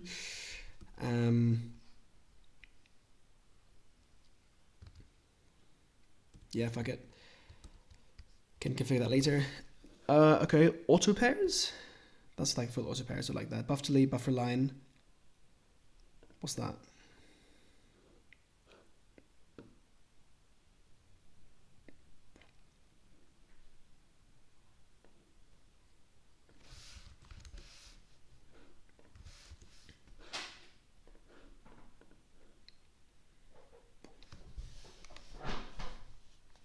A snazzy buffer line.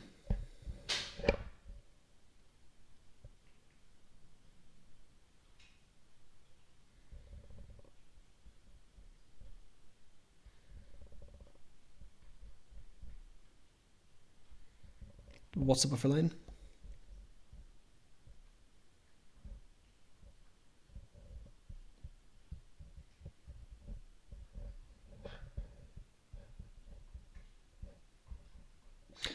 No clue. Okay. Literally no idea at all. Buff delete.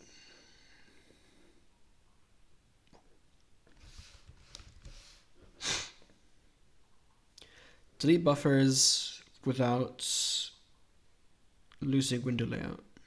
Oh, okay. Color shower, color scheme. What's color shower?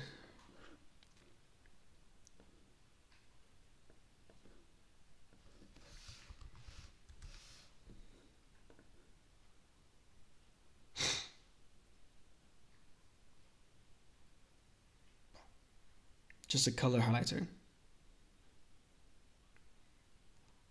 I think I already have this to some degree. Find file.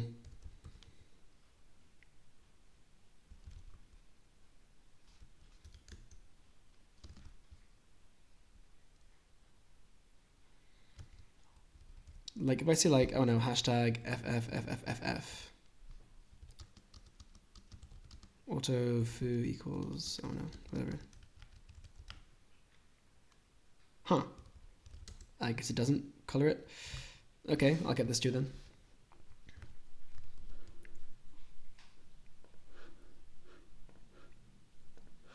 Just copy that.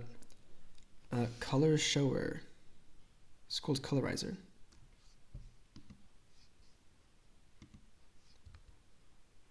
What is Neovim craft anyway? Have a look at that. Colorizer.lua.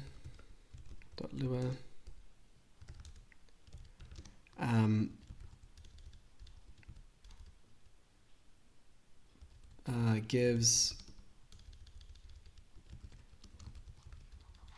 matching background color to color values. So if I quit, open this up again.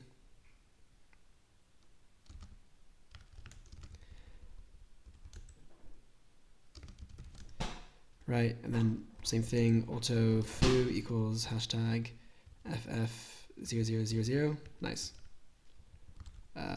White. Cool. Cool.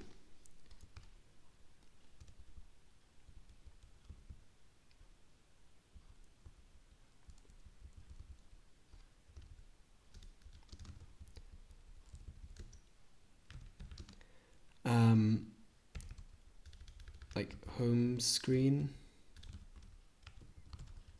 custom home screen, easy custom home screen.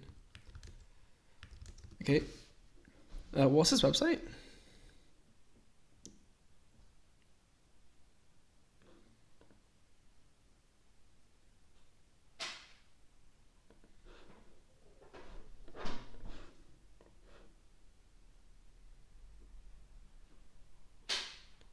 No images. That kind of defeats the whole purpose of a fucking theme.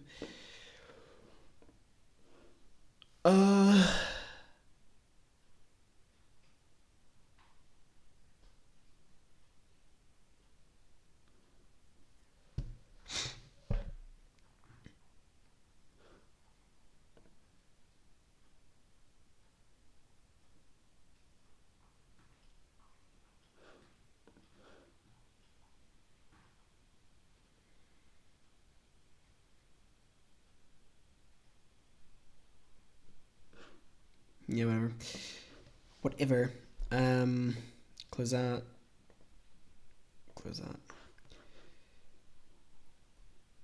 DAP. Right, how does DAP work then?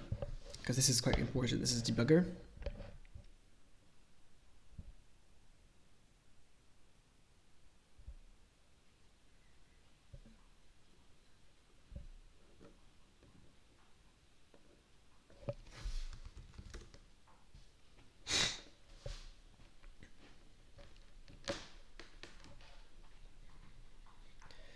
Launch application to debug, attach to running applications and debug them, set breakpoints through code, inspect the state of the application.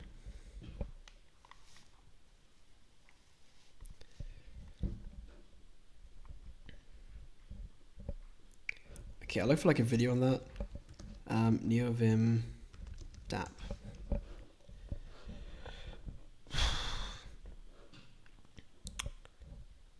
Dressing.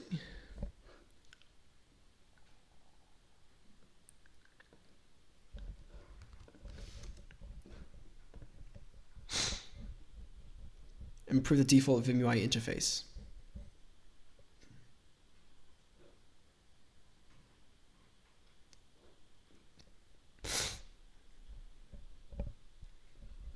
Just make it look like, what, nicer, I guess?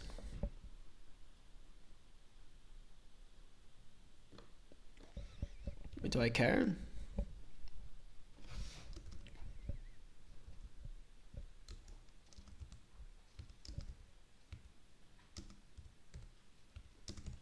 What? Okay, let me do this again. I don't think I mind that.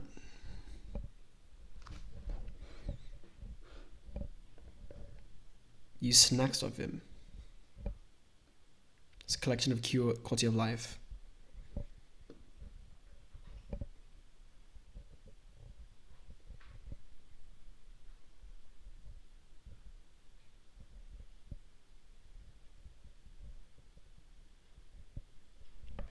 GitHub CLI integration and Git utilities.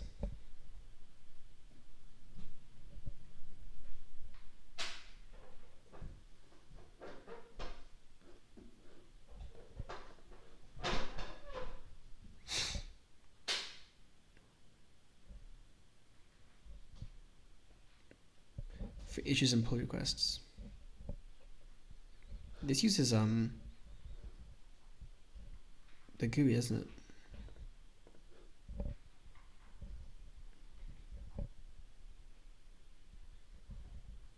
What?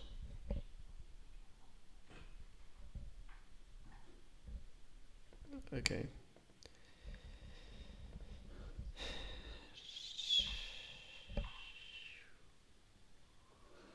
Okay. Drop.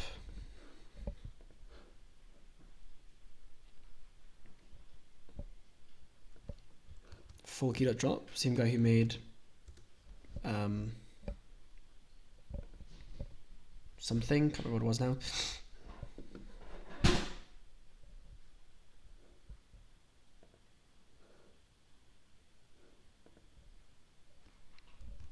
What? Highlight notes.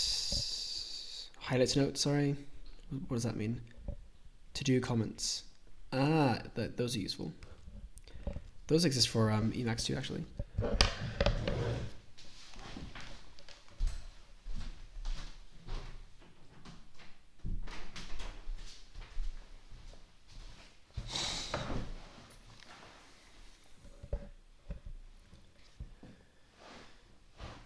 Let me just verify I don't have that already.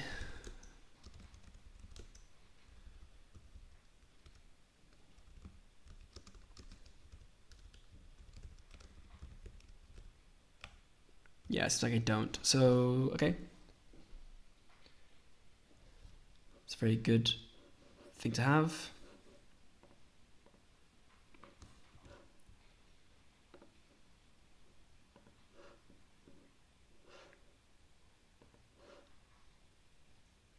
Plenary to Neovim? I forget what that does. Do I have that even?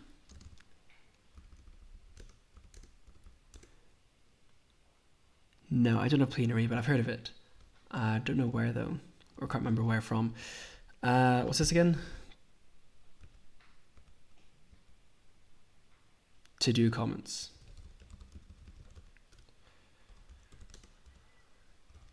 Yeah, add highlights,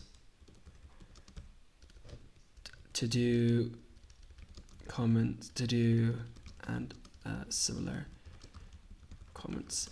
What does plenary do? Neovim Lua plenary. Asynchronous programming using coroutines. All the Lua functions I don't want to write twice. Okay, whatever. Save, quit. Okay. So if I open this back up, yeah, don't save it. If I open this back up, to do,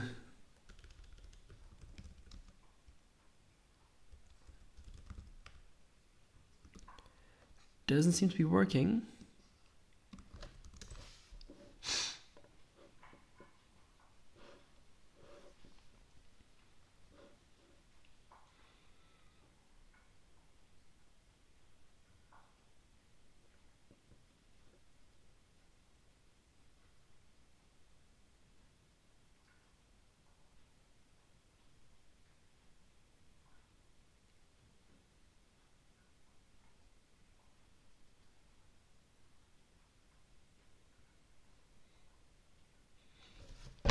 It is installed, right?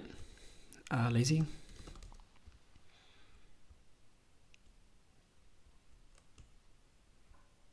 Forgot it's called already. So why is tree says J not working? I wonder. To do comments, yeah, it works. Start, I don't know. Install. There's a tree set updates available.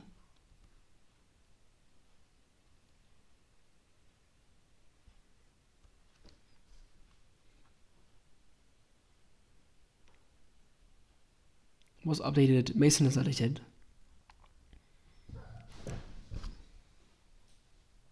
And cheeser assets was updated. Okay, nothing crazy, I guess. sync. Okay, whatever. Why is it not showing the to-do? What's going on, huh? Because I'm explaining to do.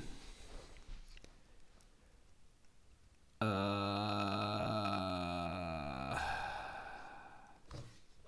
does it work?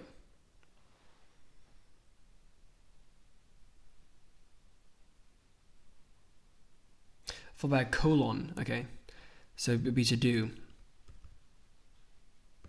Cool. Yeah, that works. It's a bit excessive with the surrounding, but whatever.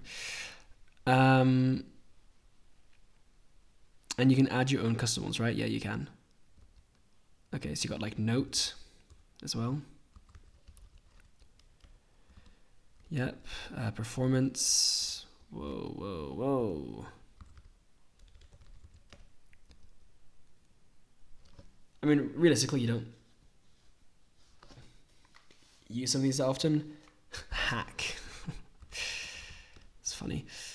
Warning and fix. Fix. Error? No, but there's warning.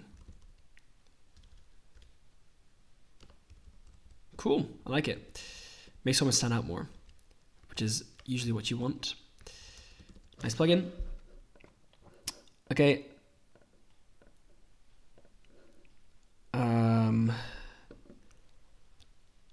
Lua line.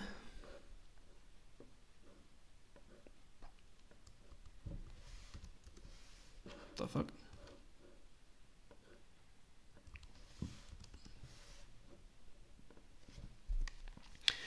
Blazing fast and easy way to configure Neovim status line plugin written in pure Lua.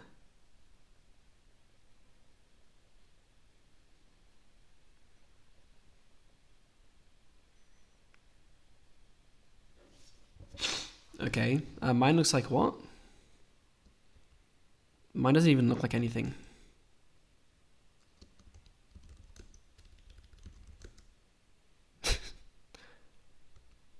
Yeah. I guess it'd be cool to have. Sorry, where am I? Wrong file. Sorry. Yeah, like I guess it'd be cool to know like what Git directory I'm in and whatnot. Right now, I literally have nothing.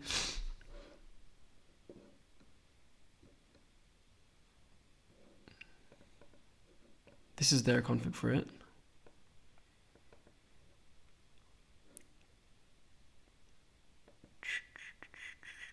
I guess I'll just install it and see what happens. Why not? Okay. Lua line.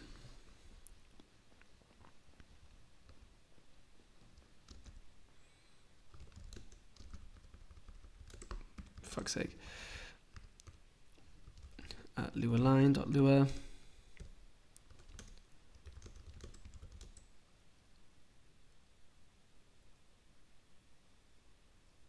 Don't think it installed. So what's FP?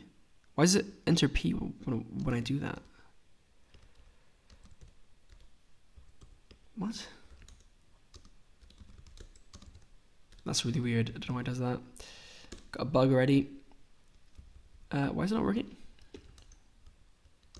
Wrong folder or something? Yep. I don't even know how I got there. Okay, Lua line should be in plugins. Install now. Cool, looks nice. So if I quit and go back to this and look for me, why is it? Okay, whatever. Yeah, now I got the file type, UTF-8, operating system, I guess, and other things. Cool. I can also play around with that later then to customize. For now, Lua, Kojo, plugins, Lua line. Allows easy customization of the bottom bar using Lua.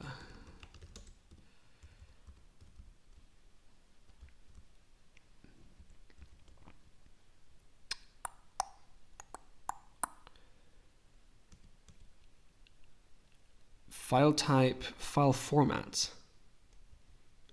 Why is Linux the file format?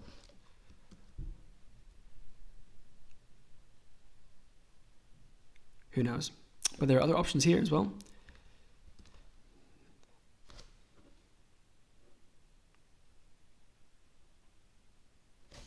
So is it like a themes thing? Theme equals auto. So say I took like, well, because I have a look here, right?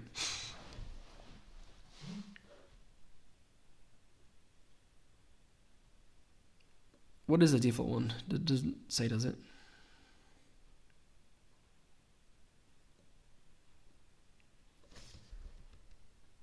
Does this affect the arrows or not? Or is it just the colors? I guess it's just colors. Maybe. I actually can't tell. Okay, so say I want like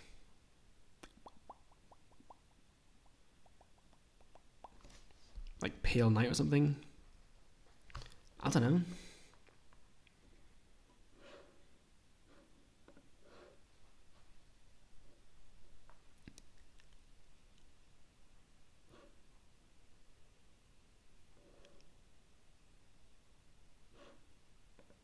These are examples.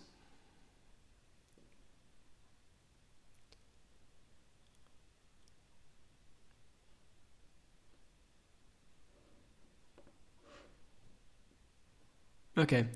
I mean, I am quite happy with how it looks right now, so I'll probably just leave it like it is for the time being. Lewis Snip. What the fuck? Lemonade. Okay, I thought that was someone else that I recognized.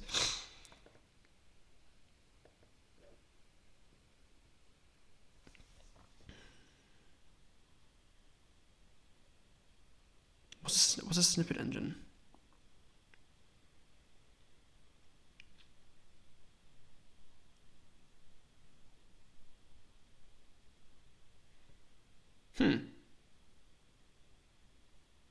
I see.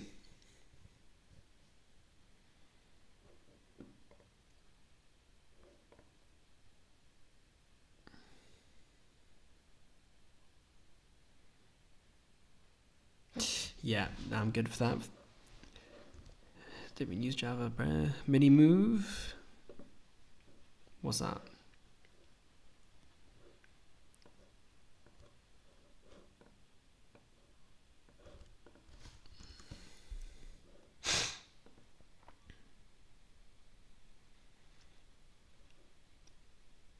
Move any selection in any direction. I already have this.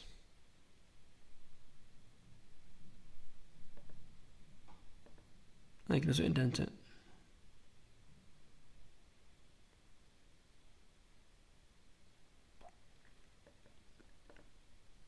Like I have this via some other thing, but I guess it'd be cool to have it officially.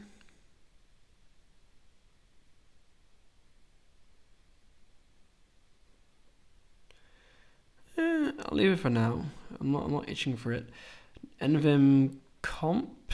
This one stood out to me before. I can't remember why.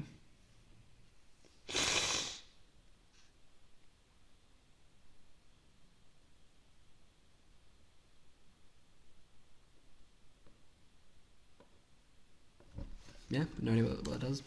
These names are not really good. Completion. Okay.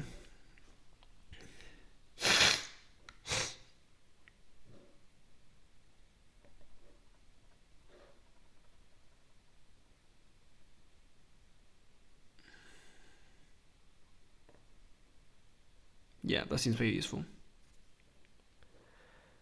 Right. So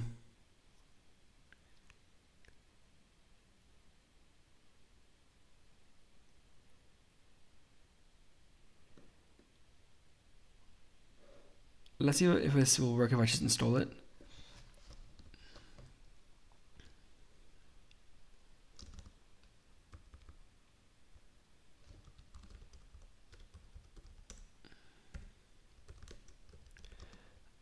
Auto completion.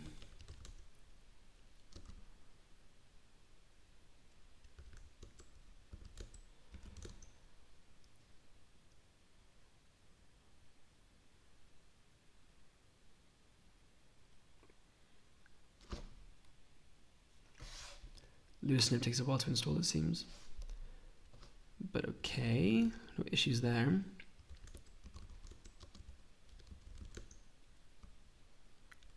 So if I do like auto next game engine equals game engine init game. How do I select? Yeah, game. I'm not seeing any magical autocomplete unless I need to like enable it manually.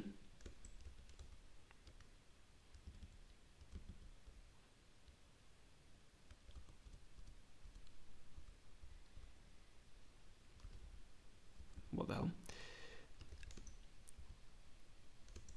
Bro, my keys are squeaking. It's a bit concerning. Or like, I don't know. Standard.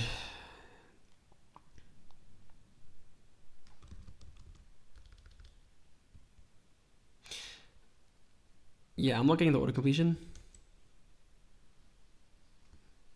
Okay, whatever. My patience is waning. Yeah, I think I'm gonna leave it there for now and come back to this tomorrow to continue rising. Yeah, it's just so weird. Like it's just so confusing doing it like this because I don't actually understand what the hell I'm doing. I'm kind of just doing it. It's not ideal. But like generally, what else can you do with these things? Because like it's not like learning Neovim. At this point, it's just the different plugins have their own APIs, and if you don't understand what they do, like you have to learn each one basically, and that is not really what I have time for. Like right now, what I want is just features that just work out of the box, you know? Like I don't want to have to config these things to hell and back. Which is what I mean. I wish a lot more plugins were like that with Neovim, but I guess that's the. Well, I say like that's the cost of using Neovim, but like I don't want. That's not why I use Neovim. Like I like the customization, but I also want the defaults to be sane and easy. But yeah, whatever.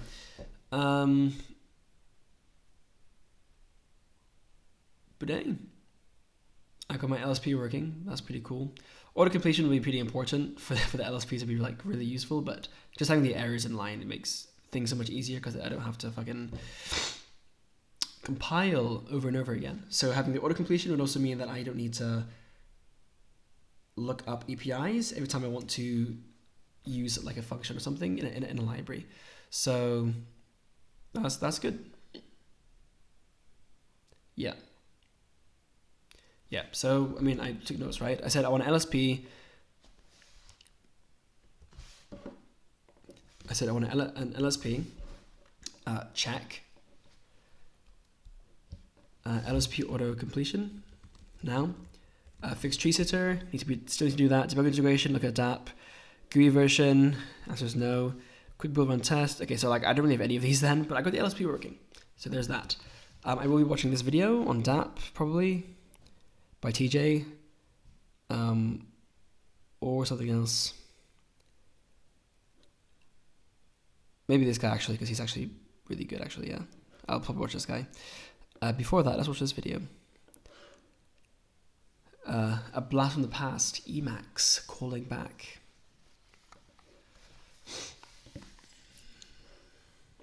I've been getting asked a lot if I would move back to Vim from Emacs. For those who don't know, I jumped from Neovim to Emacs almost a year and a half ago. One big reason for why I made that jump was org mode. I really wanted to try it out. I'd heard so much about it, and I was looking for an open source offline organizational tool that I could use to try and wrangle my chaotic brain. So org mode is fantastic. It is actually as good as people say it is, for the record. But whether or not I would jump back to Vim, At the moment, I'm really enjoying Doom Emacs, and I'm really enjoying having this pre-built environment for me. I think that if I had had more professional development experience while using a more conventional IDE like a JetBrains Goland or something like that, then I might have more of a reference point of like what features are really critical to me. But because I kind of jumped right into using Neovim off the bat and using a custom configuration for Neovim, I feel like there were a lot of features that I was maybe not aware of, and that's another reason I wanted to explore Emacs. To make the answer as short and sweet as possible, maybe I would return to Vim one day, but I'm really happy in my current setup with Emacs and how stable it is. And for that same reason, I probably won't be doing any kind of bare bones configuration for Emacs for the foreseeable future. I'm really focused on just wanting to hone in on my development skills, and I don't really want to spend as much time. The stability is actually really nice because Neovim just breaks. Sometimes, like the tree sitter. Fuck me. They'll improve over time, but still. It's just, yeah, having something out of the box would be really nice. I guess, I mean, there's probably some like Doom Neovim or like Doom or like Space Neovim, right? Something like that you could install that has things done automatically for you, like already set up. Yeah, I don't know. I don't know what it would take to make it like more accessible. Because right now, like, it's kind of just a pain in the ass to install all these things. Like, and like, yeah, like an LSP is a big thing. But like, why does the autocomplete just not work? You know, like I like, how do I debug that? Like, it either works or it doesn't. So I kind of have to like bang my head against ChatGPT or something, or like maybe ask in the Neovim Discord server as well for help. Ken, please upload a video. We got a TV Royale tomorrow. Yay.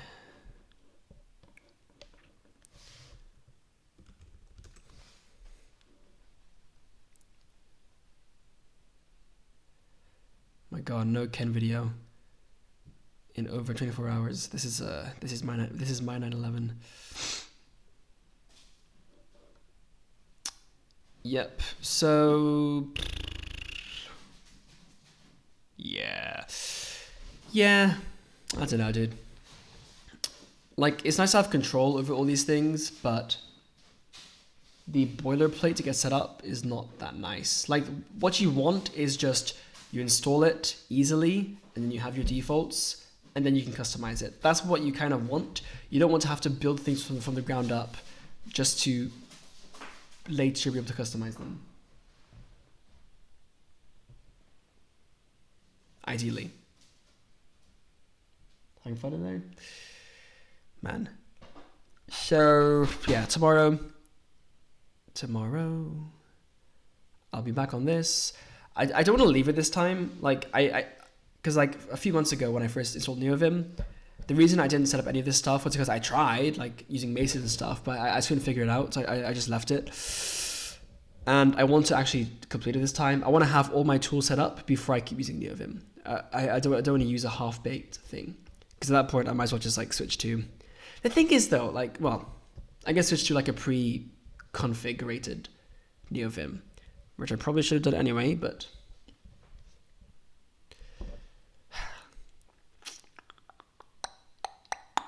yeah, I don't know.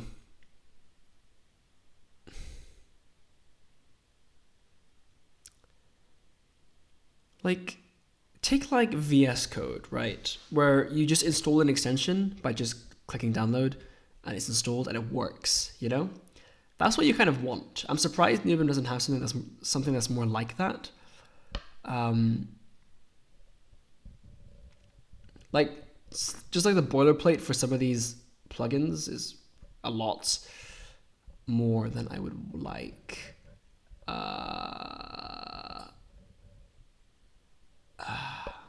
But you know what, I mean, maybe I'm just rushing as well. Maybe I need to sit down and just go through these, but like, it's gonna be slow. It's gonna be slow, but it'll be worth it in the end. Probably. Yeah, anyway, tomorrow when I'm less tired. Subscribe for more rising content.